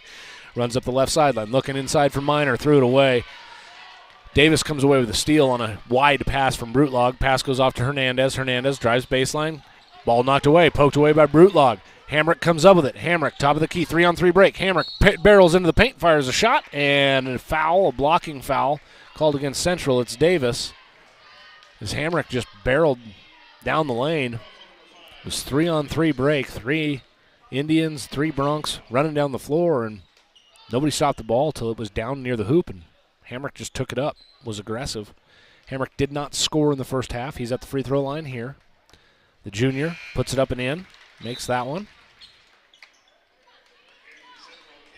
35-22. Tanner Hamrick, of course, the younger brother of Cale Hamrick, who played for the Broncs last year. I believe was an all-state selection. He's off playing college baseball right now. Hamrick is good on both free throws, gets his first 2 points of the game, and it's 36-22. The Broncs have a good opening 3 minutes here. Pass goes off to Hernandez. Shot blocked by Patterson. Patterson can really jump. He's a leaper. He can dunk the ball really well. He stands about 6'4", 6'5". And he swatted that easily. And now it's Bronc possession. Hamrick with it over to Bateson. Now to Minor. Minor drives baseline. Fires up a shot. He's fouled, and it goes. And it'd be nice to see Nate get going. I mean, you don't necessarily need it right now. It's a 16-point lead as they count the basket for Minor. But, Minor can heat up quick. And the Broncs have been trying to get him the basketball. Credit Central for their play. They've been trying to get Minor the ball down near the low block. And, Brutlog threw a pass wide. They've had a couple other passes that were knocked away. Or maybe they weren't there because help came. But Minor hits the free throw. And he has 5 in the game. And it's 39-22. Central hasn't scored in the first 3 minutes of this third quarter. We've got 5:08 on the range scoreboard. Brenchley with it. We're going to get close to a 10-second call again. Clausen throws it up the side. It's knocked out of bounds. Last touched by Patterson, they'll say, and it's Central basketball. Well, good awareness by Clausen just to chuck that thing, even though it might be a dangerous pass. They were really close to a 10-second call, and he threw it up into double coverage, but he's trying to get across the half-court line. The ball's knocked out of bounds by Patterson, and Central gets to keep the possession. Clausen with it. Penetrates into the lane, fires up a little shot. That does not go. Patterson pulls down a rebound. Gets it off to Bateson. Bateson around the back. 4.5 minutes to go. Bateson into the paint. Jump stop. Fires up a shot off the back iron and good. Connor scores his first 2 points in the game, and we've got a do we have a technical? Oh, did Bateson? Bateson just picked up a technical for giving the too small signal, and I'm sure that's going to make Coach Martini super happy. It's 41-22. So Bateson went into the paint, went up, laid it in, and then if you're unaware of the too small, as Cade Brown hits the first of 2 technical free throws. He's awaiting the second, but it's a pretty popular signal in the NBA and college, and they go and they do this too small thing where they hold their palm not too many inches off the ground, and just a silly technical from the senior, and that's actually his 3rd foul as the technical foul counts, and both free throws are good by Hernandez, and now it's 41-24. Broncs lead by 17, and Brown starts the offense for Cheyenne Central. Brown kicks it off to Clausen. Clausen left side. Clausen into the paint now. Working right-handed off to Brown. Swing it over to Philbin. Philbin looking inside. Nothing there. And Brutlog comes over the steal. Gets it off to Breck Reed. Now to Brutlog. Brutlog right wing. Patterson's trying to post up. They don't get it to him. Reed top of the key. Kick it off to Minor. He's on the left wing. Swing it over to Brutlog. Brutlog eyes the middle and tries to make the pass to Minor. It's knocked out of bounds by Will Little. And Sheridan keeps possession with a 17-point lead. 4 minutes, 4 seconds on the range scoreboard. We're in the third period. Broncs trying to run their record to 10-0 on the season. They lead by 17. Reed inbounding. Long outlet pass to Hamrick, and he starts the offense. Kicks it over to Patterson, right side. Patterson swings it to Brutlog. Brutlog penetrates into the paint, and then he's tied up. We've got a jump ball as Brenchley came over and help. And I'm sorry, not Brenchley. Philbin came over and help and tied that ball up, and now it's Central basketball. Colton Patterson has scored some varsity points. He's played in 2 games, this being his 3rd. And inbound pass goes to Brenchley. Now to Brown. Brown, nice little bounce pass to Philbin, and it's swatted away by Patterson. His second swat, he just pinned it against the glass with that right hand. Boy, the kid can jump. Pass, and then Minor brings it up, fires a 3. That does not go. Rebound hauled in by Little. Little kicks it off to Clausen. He's up the right sideline. Hamrick picks him up at the 3-point line. Clausen turns his back and passes it off to Brown. Brown swings it over to Philbin. He's guarded by Brutlog. Brutlog got a hand in there and knocked the ball away, and he's whistled for the foul. Ty Leach into the game. Brutlog out. It's the second foul on the sophomore Braden, and the senior Leach checks in. Leach averaging 2.5 points off the bench per game. He's played in every game for the Broncs.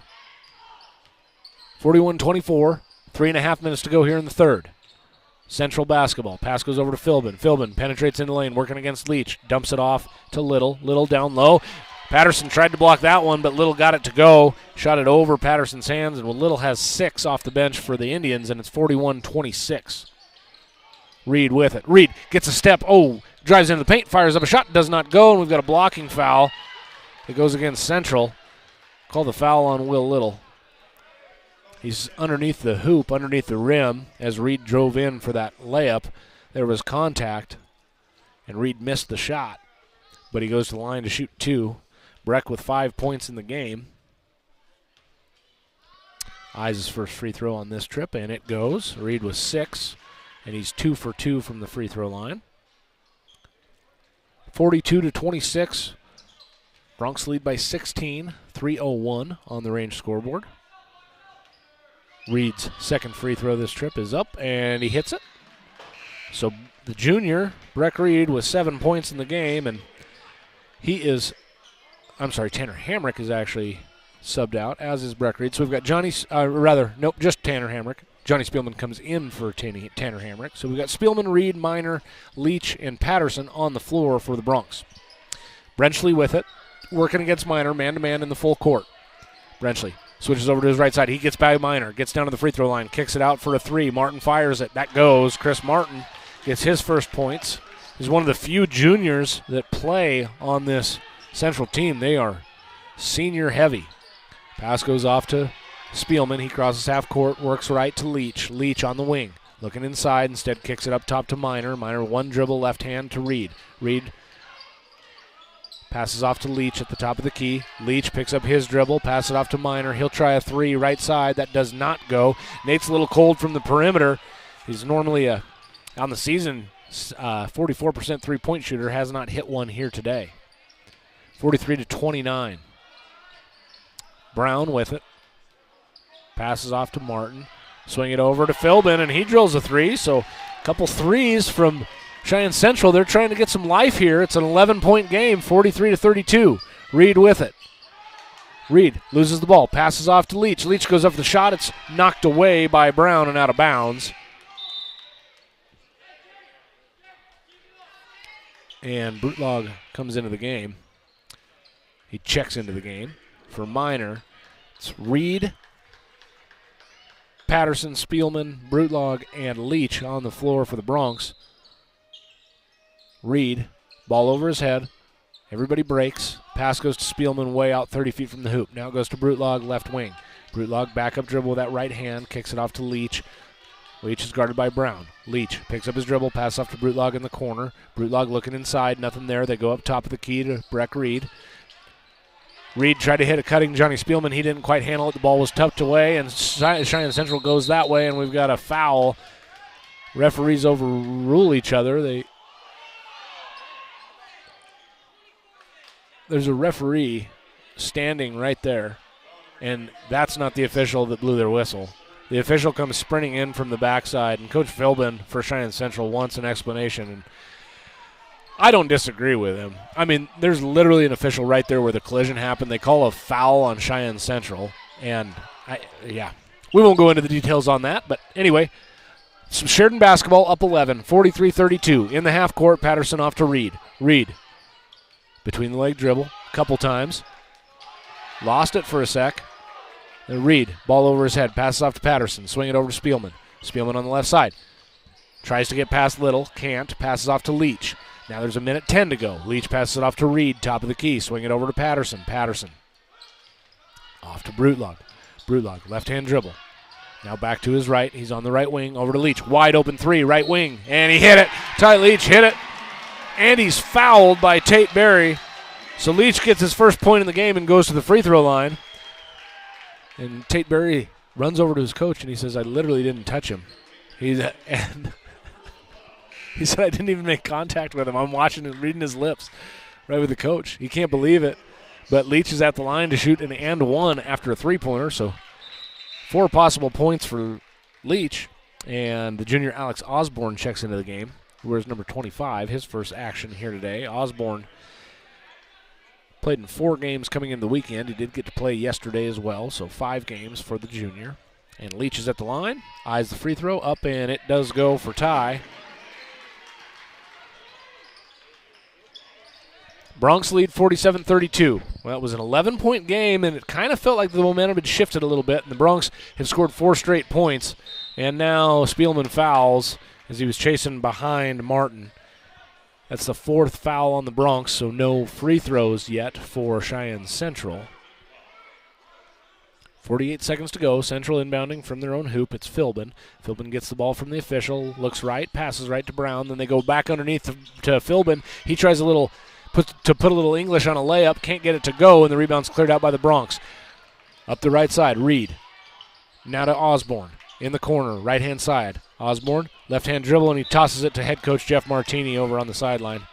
He was looking for Leach and just threw it wide right into the awaiting hands of head coach Jeff Martini. 31.8 seconds to go here in the third period. Bronx lead by 15. Cheyenne Central basketball. Brown with it, guarded by Reed. Brown working left, kicks it over to the corner. That's Martin. Now back to Brown. Brown with the ball at his chest. Now he brings it down, dribbles, working against Reed, tries to create space for a shot. He does so and hits it. Good move by Cade Brown. Spielman with it, 7 seconds to go. Reed with it, now 5. Reed sees it, 3, 2, 1, and Reed's got to put it up. He stops, fires a 3, and didn't get a good grip on the ball when he fired it up, and it airballs. And we go to the fourth quarter with the Bronx leading 47-34. You were listening to Bronx Basketball on Sheridan Media Sports. KWYO Sheridan.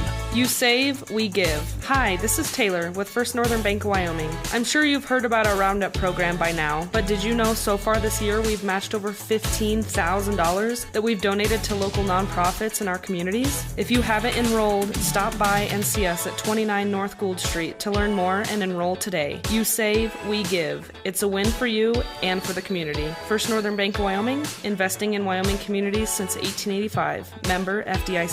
Equal housing lender. This is Dr. Dana Leroy with Leroy Family Dental, and you're listening to Sheridan Media Sports. Live from Sheridan High School, we're getting set for the fourth quarter. Sheridan leads 47-34 over the Cheyenne Central Indians. Bronx looking to run their record to 10-0. Well, the Bronx had a much better third quarter than they did a first half. They started playing, I keep using the word disjointed. They just can't come up with the right term. Their offense just did not look like it was running as smoothly as it typically does throughout the first 12 minutes of the first half. They kind of shored that up late in the second quarter. And then in the third quarter, looked pretty good there outside of 2 minutes where Cheyenne Central went on a mini run. And now the lead is 13 for the Bronx as they scored a couple buckets to extend the lead to 13, and now the Bronx start the fourth with the basketball, and it's Miner with it in the corner. Miner looking inside for Patterson, passes to Brutlog instead on the right wing. Brutlog works left, gets into the paint, fires up a shot, up and good. And Braden with 14 points in the game, 8 of which have come from the free throw line, but he's done a good job penetrating into the paint. Brown with it, down 15. Brown works left, passes off to Martin. Martin fakes a 3, drives baseline. Double team comes, and then Martin throws it away. And Brutlog is going to be the one that actually comes up with it. The foul goes against Philbin. First foul against Central.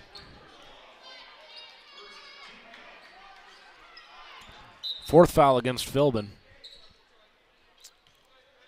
Bateson handles the point. Bateson works off to Brutlog. Brutlog Waiting for a screen from Minor. It's a fake screen, and Brutlog passes off to Bateson instead. Bateson comes over right side, hands off to Brutlog. Now over to Hamrick, swing it to the corner, Patterson. Patterson, one dribble to Bateson. He fires a three, left wing. That does not go. Hamrick with a putback up in the air. Ooh, athletic play from Tanner Hamrick, who's, for the record, his dad just hit a half-court shot to win $100. They do that in between the third and fourth quarter, so Tanner Hamrick laid it up and in, as his dad, Corey Hamrick, just won $100 on a half-court shot. A little 50-50 action is what that's from. And Cheyenne Central, what do we got? It should be a 3-second call, but I think Cheyenne Central called a timeout. That's what it is. Cheyenne Central uses a timeout to avoid the 3-second call, as the ball had gone down into the post and just nothing working down there for Brenchley. And he just hung onto the ball, and finally the coaches say, all right, we gotta burn a timeout. 51-34, the Broncs lead by 17. 6:46 to go. And it sure looks like the Broncs are going to go 2-0 in conference, 10-0 on the season. And a good start. Now, neither Central nor East, after watching today's game and last night's game, and I'm specifically talking about the boys' side, neither Central nor East are close to what they've been the past several years. But still, it's not like they're bad teams, right? And Sheridan is coming out and playing like they should against inferior opponents. And I'm interested to see what it looks like when Sheridan plays Laramie, when Sheridan plays Thunder Basin. Kind of interested to see what Campbell looks like, because as it stands, it doesn't look like Cheyenne's going to have much competition on the boys' side. You know, when we start talking about advancing to the state tournament. It looks like it should be Sheridan, Laramie, maybe Campbell. I don't know. I don't know how good Campbell is. And then Thunder Basin. You know, I don't. We need to see those teams before we get a really good idea of what the state looks like. And inbound pass is knocked out of bounds by Connor Bateson. Central with the basketball. So Martin runs over to inbound the basketball. He gets the ball from the official now and passes off to Hernandez, and the offense starts for Central. Central's down 17 to your Broncs. Pass goes over to Brenchley. Now they just play pass and catch, as it's Brenchley and Hernandez back and forth, and then the ball moves to the high post. That's Barry. Barry, one dribble, working against Patterson. Swing it over to Brenchley. He goes up top to Hernandez. Now over to Martin. Martin fires a three, in and out, off the front iron. Offensive rebound by Little. And then Little tries to pass along the baseline, which is stolen by Nate Minor, and off to Bateson. Bateson up to the top of the key. Slows it down. Good decision by the senior Bateson. Pass goes off to Hamrick. Now Brutlog on the left side. Brutlog finds Bateson in the left corner. Bateson working against Little. Bateson goes in to the paint, kicks it out to Patterson. Patterson hands off to Brutlog, now to Bateson. Bateson looking inside for Hamrick. Hamrick couldn't hold his position as Barry jumped over it and stole that pass. And then we've got a foul at half court. They're going to whistle Connor Bateson for the foul as Barry went to the floor. First team foul on the Broncs this quarter. It's Bateson's fourth foul, and he's got to come out of the game. Ty Gilbertson in, and Beck Haswell checks in the game. So they take one player out, Bateson with 4 fouls, and they insert a new player, Haswell, with 4 fouls. So there's 5:51 left, 51-34. It's Hamrick, Gilbertson, Minor, Haswell, and Brutlog on the floor for the Broncs. Central basketball, Martin inbounding. He gets it off to Hernandez, and Hernandez kicks it back to Martin in the half court. Back to Hernandez near the volleyball line, top of the key. Hernandez, right-hand dribble, now works left. Swing it over to Brenchley. He's on the right wing. Broncs showing zone defense right now. Martin passes back to Brenchley, then over to Hernandez. Swing it back up. Patient offense from Central. They get the ball to high post. It's kicked out quickly by Little. Brenchley swings it over. Now he gets it back. Gets to the elbow. Backs it out. Throws it to Martin. Martin will fire a 3, and he hits that. Chris Martin has 2 threes in the game, 6 total points, and off the bench, he's actually the leading scorer. He and Will Little, both off the bench, are the leading scorers for Cheyenne Central, each with just 6 points. Sheridan with it in the half court, up 14, 51-37. 5 minutes to go. Haswell with it. Off to Hamrick. Hamrick, right wing. Overhead pass to Haswell. Swing it over to Brutlog, left wing. Now Minor, top of the key. He's guarded by Brenchley, and Brenchley puts a hand on him quick, and I'm actually kind of surprised they call that. We haven't seen, like, the hand-checking thing, they don't call a lot anymore unless you get two hands on them. And really, Minor wasn't going anywhere. A lot of times they just say, well, if there was no advantage gained by putting a hand on somebody, we're not going to call it. But they do whistle it there, 51-37. 4:49 to go. Bronc lead. Haswell with it on the wing. Penetrates into the paint. Over to Brutlog. Brutlog drives right side, and he's fouled. You get a foul on Will Little, who was trying to cut Brutlog off from the baseline. Third team foul on Central. Gilbertson inbounding. Little bounce pass inside. He was looking for Brutlog, and it's kicked out of bounds, and they whistle it off of Cheyenne Central. I'm sorry, they whistle it off of Braden Brutlog, so it's Cheyenne Central basketball. 4:41 to go. 14-point lead for the Broncs. It's Hernandez with it. Hernandez brings it across half court. Right-handed pass over to Brenchley. Now to Barry. Back to Brenchley. Swing it up to Hernandez near the top of the key. Hamrick on him. Pass it out to Martin, who's hit a couple threes. Now it goes to Hernandez. Now Barry, top of the key. Barry will fire a shot from the high post, and that's good. Tate Barry has 6. And it's a 12-point game. 4:19 to go. 51-39. Brutlog crosses half court. Well, it was a 17-point game, and Cheyenne Central just won't go away. Minor with it in the half court. Gets down to the low block. Kicks it out to Brutlog. Open three. He'll try that one. No good. Haswell offensive rebound. Back to the basket. Passes off to a cutting Brutlog. Brutlog lay it up and in. Well, Brutlog's been cold from the floor, from the perimeter, I should say, but he's done a good job getting down inside. Has 16 points in the game, and because he's been able to get down inside, he's got multiple free throw attempts, multiple free throw makes. He's 8 of 8. 1, 2, yep, there's 8 there. 8 of 8 from the free throw line. Half of his points came from the charity stripe. And timeout on the floor with the Broncs leading by 14, 53-39. But like I said, the Central team just won't go away. The Broncs have led by as many as 17, and they just can't seem to extend it. They get a little bit of momentum, and then it seems like Cheyenne Central hits a couple shots, and they don't want to get blown out. They did get blown out last night against Campbell County. They lost by 31. Here today, Sheridan up 14, looking to extend this just a little bit. You're not out of the danger zone yet. I mean, there's 3:58 to go here in the fourth period on the range scoreboard. Just a 14-point lead, which is enough. You feel like you should hold the lead, but not enough to where you're willing to just call it a day. Pass goes into Little. Little crosses half court. Haswell running right beside him. Little stops at the free throw line, kicks it out to Martin. Martin swings it over to Brenchley. Brenchley penetrates into the lane, fires up a shot, left-handed, does not go. Rebound secured by Beck Haswell, and Haswell fakes a pass, then gets it to Brutlog. Brutlog is fouled by Brenchley out at half court. That's the fourth team foul on Central, and a bad foul by Brenchley. I mean, he had no chance of getting that basketball. He just kind of reached around and fouled, and that is his fourth foul of the game, so one more, and he will be disqualified from the game. Minor passes off to Reed, and Reed starts the offense for the Broncs. Reed crosses half court. Between the leg dribble, goes off to Haswell. Haswell fakes an overhead pass to Bateson. Holds the ball at his hip now. Looking inside, now decides to dribble. Hands it off to Bateson, and Bateson, playing with those 4 fouls, passes off to Brutlog.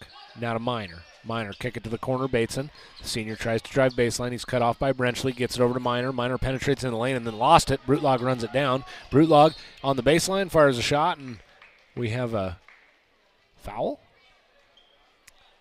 Yeah, we got a foul called by on Will Little. They said it was a hit on the arm. I missed it. If there was some contact there, I mean, Coach Philbin, he's kind of wondering the same thing. But Brutlog's back at the line. And at this point, nobody better at the line than the sophomore Brutlog. Braden eyes the first. It's up, and it goes. 17 points in the game. 54-39. Broncs lead by 15. 3:07 to go on the range scoreboard. Brutlog receives the ball from the official. Takes his 2-dribble routine. Deep breath. Puts it up and in, and Brutlog 10 for 10 from the free throw line tonight. Broncs have only missed 1 free throw in total I'll get the total for you here at the end of the game, but they've only missed one, shot close to 20. 55-39, Broncs lead, and Cheyenne Central throws it out of bounds as Will Little couldn't handle the pass, the bounce pass that came down to him. Had he been able to handle it, he'd have gone up for an easy 2 points. He had snuck behind the Broncs and just lost the ball out on the baseline. Under 3 to go. Inbound pass goes to Bateson. He's got the length of the floor to go. He's guarded by Davis. Pass goes off to Haswell, and Haswell's picked up in the full court by Philbin. Haswell gets along the sideline. Double team comes. He passes it off to Bateson. Bateson off to Brutlog in the left corner. Now to Bateson, left wing. Bateson penetrates in the lane, throws a pass, and we've got a foul on Bateson. He's out of the game. He just ran over. He ran over Matt Clausen.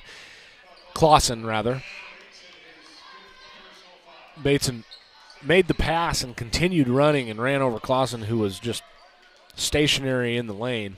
So Bateson is done for this game, and I'll spend the last 2:37 on the bench. 16-point lead for the Broncs, 55-39.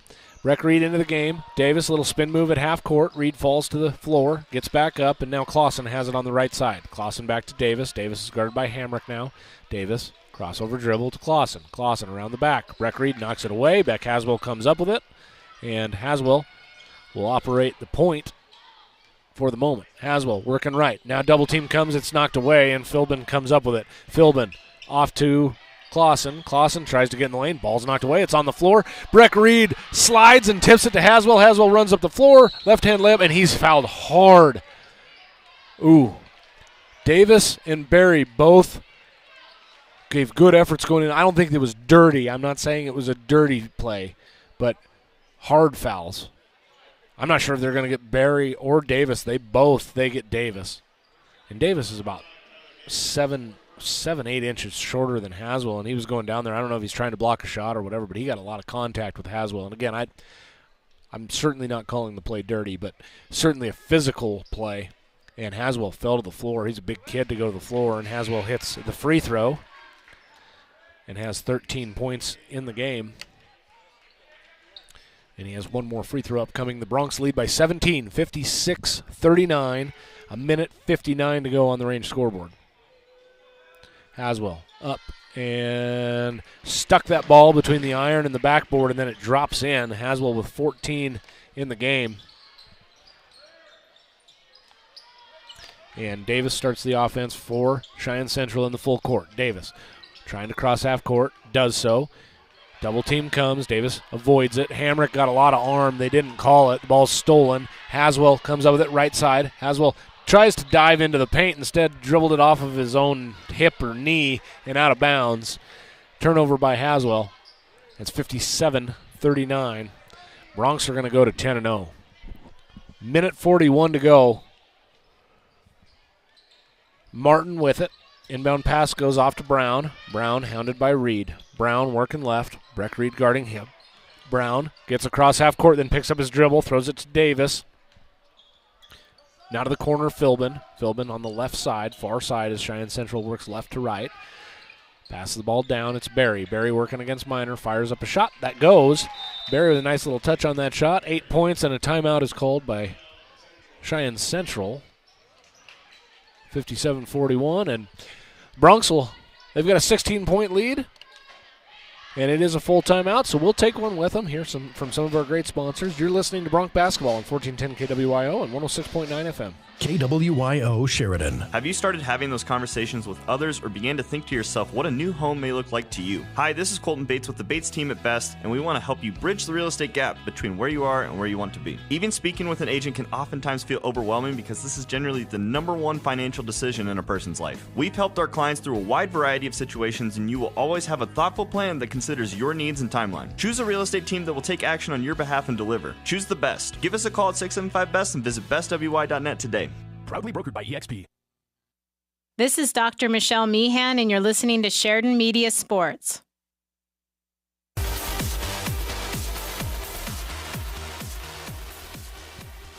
Live from Sheridan High School, the Broncs about to close this one out and run their record to 10-0 on the season. More importantly, 2-0 in conference play as they are up on Cheyenne Central 57-41.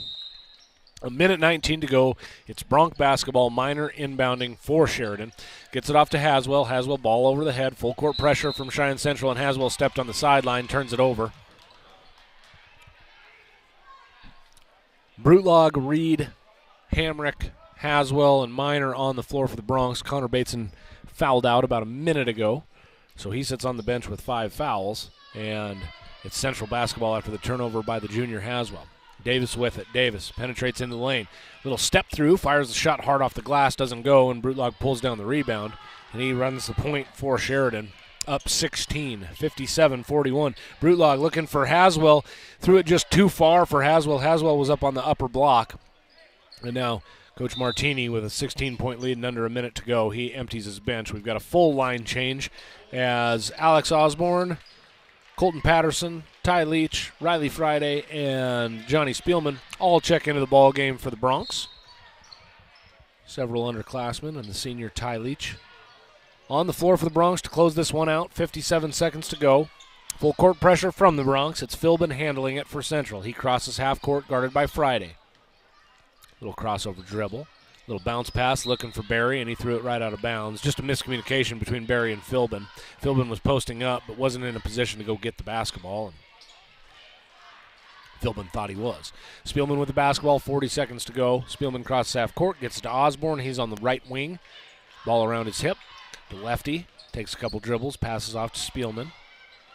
Spielman looking for a cutting Patterson. It's knocked away by Davis, and then Spielman gets it back, passes off to Patterson. To Patterson, he goes up for the shot, missed it, then gets his own rebound and puts it back and in.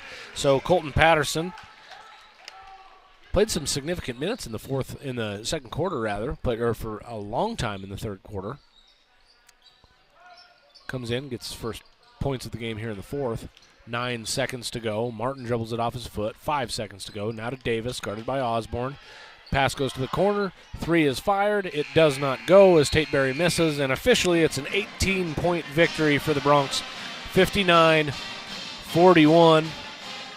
We will, of course, hear from head coach Jeff Martini after this one, as he's always kind enough to join us, as is head coach Ryan Sullivan at halftime of the boys' games. And the Broncs, I'm interested to hear Coach Martini's thoughts, because I can't quite put the word to it of the Broncs offense, particularly in the first 12 minutes of the game, but it just felt a little disjointed. It felt like they settled down. Maybe disjointed is the proper word, but I'd be interested to hear what Jeff thought of those, the first quarter and then the opening minutes of the second quarter, as they struggled a little bit with Central. They only led by 6 at half, and that was in part due to the fact that they actually began to play less disjointed in the final 4 minutes of the second quarter. But overall, certainly a good win for the Broncs. 2-0 in conference. Came off a game last night against East. Turn around, play an afternoon game today.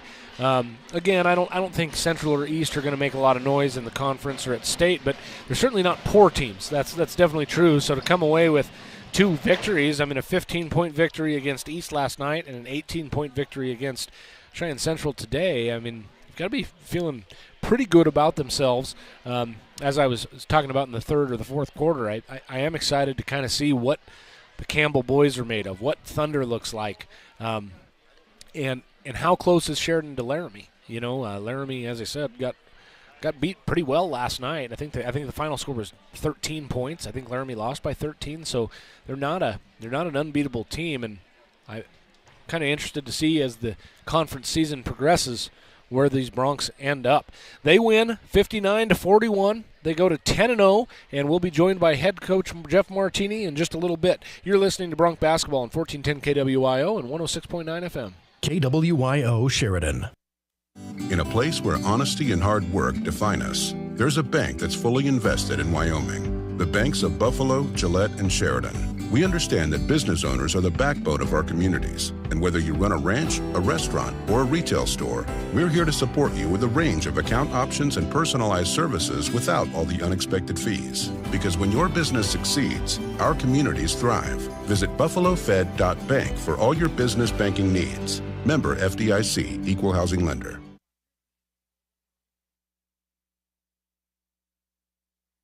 Wyoming Corporate Office is the trusted business choice behind thousands of businesses. Whether it's business formation, payroll, corporate paperwork, mail scanning service, or small business phone service, Wyoming Corporate Office powers over 100,000 businesses worldwide and locally. This makes Wyoming Corporate Office the state's largest business-to-business service provider, located right here in Sheridan, Wyoming. If you're drowning in corporate paperwork looking for someone with an unmatched experience that cares and wants to be your partner in making your business successful, trust that Wyoming Corporate Office can help you focus on what makes your business tick. Learn more today by visiting wyomingcorporateoffice.com.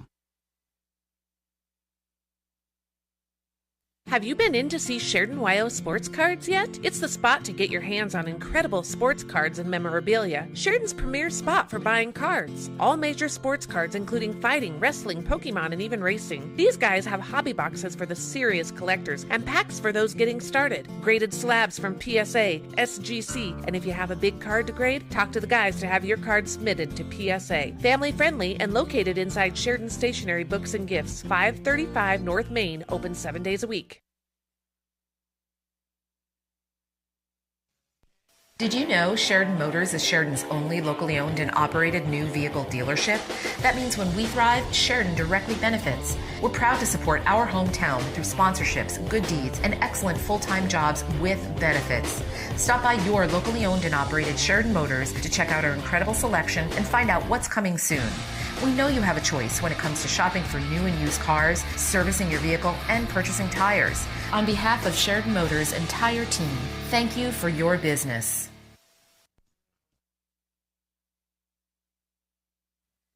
Need screen printed and embroidered items? Well, whatever you need, Kilpatrick Creations is the go-to local company for these types of items. If it's screen printed or stitched, we are the ones to help you. Give us a call first. We're here to help you and want to help you with your imprinted garment or accessory needs. We've been in the business and serving Sheridan County for over 20 years. We have the experience, talent, and selection of goods that allows us to help you promote your business, club, or event in the best, most affordable way possible. Come see Kilpatrick Creations for all your screen printed or embroidered needs.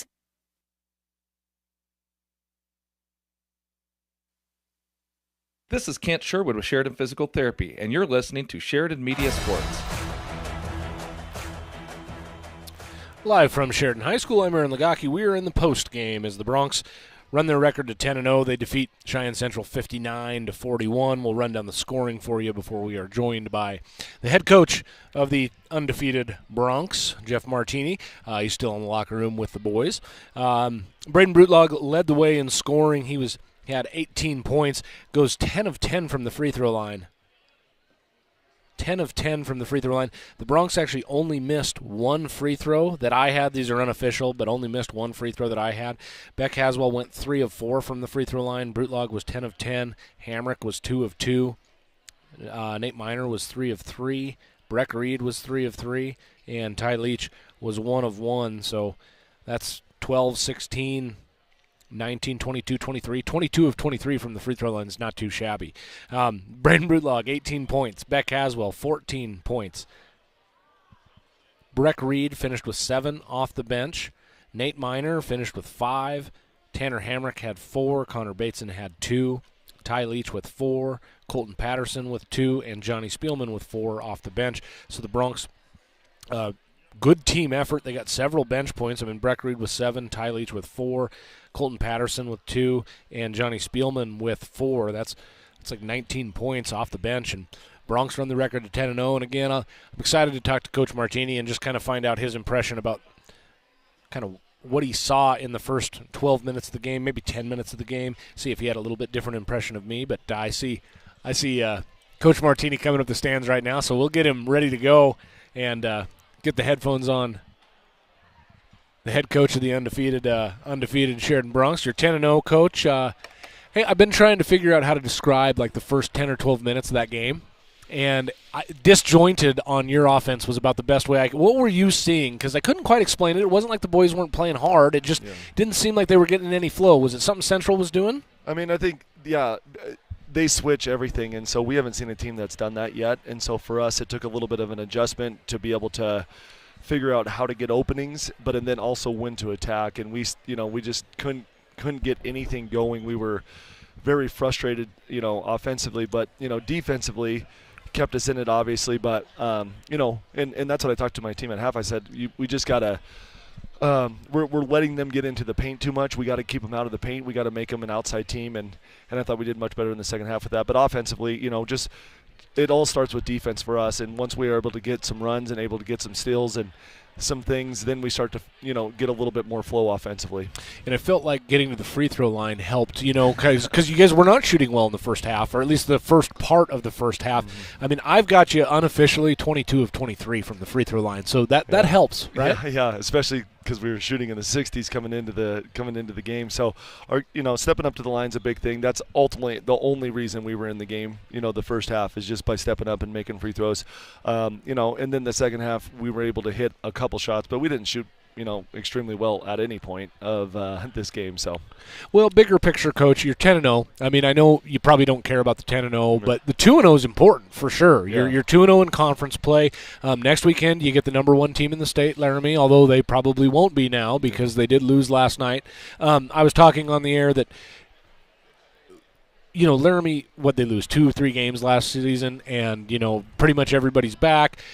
It's kind of a big deal to have them lose just from a mental standpoint, where you can be like, they're beatable, right? And you're going to go down there next week and give them what they've got, right? Well, I think last year when we played them, we didn't walk away from the game saying that they're unbeatable. I think, but it's going to take a tremendous effort. They're very talented, especially on the offensive end. And so, we got to be locked in. We got, two conference games coming up, and if we could sneak away with both those, that would be, you couldn't ask for a better start from, for that. So we're going to try to find some ways to beat them. Obviously, we're going to look at the Thunder film, since they beat them, but we got to be locked in. We got to, get a little bit of rest too, because it's been a kind of a long stretch of these last 2 weeks coming off a break, and last weekend was rough in Cheyenne, just kind of getting back and trying to go and practice. And so we got to take care of our bodies a little bit and get ready for a massive game on Friday. Coach, you guys are undefeated. What if we're going to be nitpicky, what's the one thing that you say we just need to improve on? We've got to improve if we want to reach our ultimate goal. Well, I mean, I think the 2 times that we've really struggled has been on the offensive end. Our defense has been very good. We've been able to really hold teams down for the most part, but offensively, when things aren't going well, we have to find ways to get a basket here or there. And I thought Braden did a good job of doing that today, of just going to the rim and saying, okay, we got to find ways to get points, and he did a good job with that. And we got some steals with our guards and everything. Reed did a good job of going all the way to the rim. I mean, there was a few plays here and there, but when we have struggled, it's been on the offensive end, and we just got to figure out a way, to get points when things aren't feeling real great offensively. Well, and one more point on that, not to just go back to the game, but you got 19 bench points or 18 bench points from in a game where the offense did struggle a little bit, and you had some guys in foul trouble, so you're getting guys in. So for those guys to come in and put some points on the board in a game where your offense isn't running like we've seen it run, it's a big deal for you to be able to have that depth. Yeah, I mean, I think, these guys are getting more comfortable. Some of these younger guys that haven't had any varsity experience, I thought Colton Patterson, for example, he came off and did a great job of defense. He had a great block and just was running the floor exceptionally well, and Beck from time to time does get in foul trouble, so we need guys. We need guys to come off the bench. And honestly, we weren't even going to have Beck tonight. Today he was supposed to go to Laramie, and so we were going to play those 3 anyway. And so I was really, really glad to see that. I think Johnny's been doing a good job coming off the bench. Really, all of our guys have. I mean, they're not scared of the moment, and they're super plugged in when they're on their bench and really active. And that's a big thing of being mentally prepared. Well, Coach, we thank you again for your time. We always appreciate you coming up here and joining us. Again, head coach of the Broncs, Jeff Martini. Thank you. We'll get his headphone off. And again, the Broncs, they're 10-0. They win 59-41. They defeat Cheyenne Central. They're 2-0 in conference. And we get to do it all again next weekend, only we'll be in Laramie and then Cheyenne as the Broncs take on the Laramie Plainsmen and the Cheyenne South Bison. The girls will play before that. Those games are expected to happen around 5:30. We never know with that Cheyenne game. The girls will probably start about 5:30, possibly on Saturday 11:30 in the morning. But always go to SheridanMedia.com to get the updated schedules. Once again, the Broncs win. Thanks for joining us. It's been a fun weekend. You've been listening to Bronc Basketball on 1410 KWIO and 106.9 FM.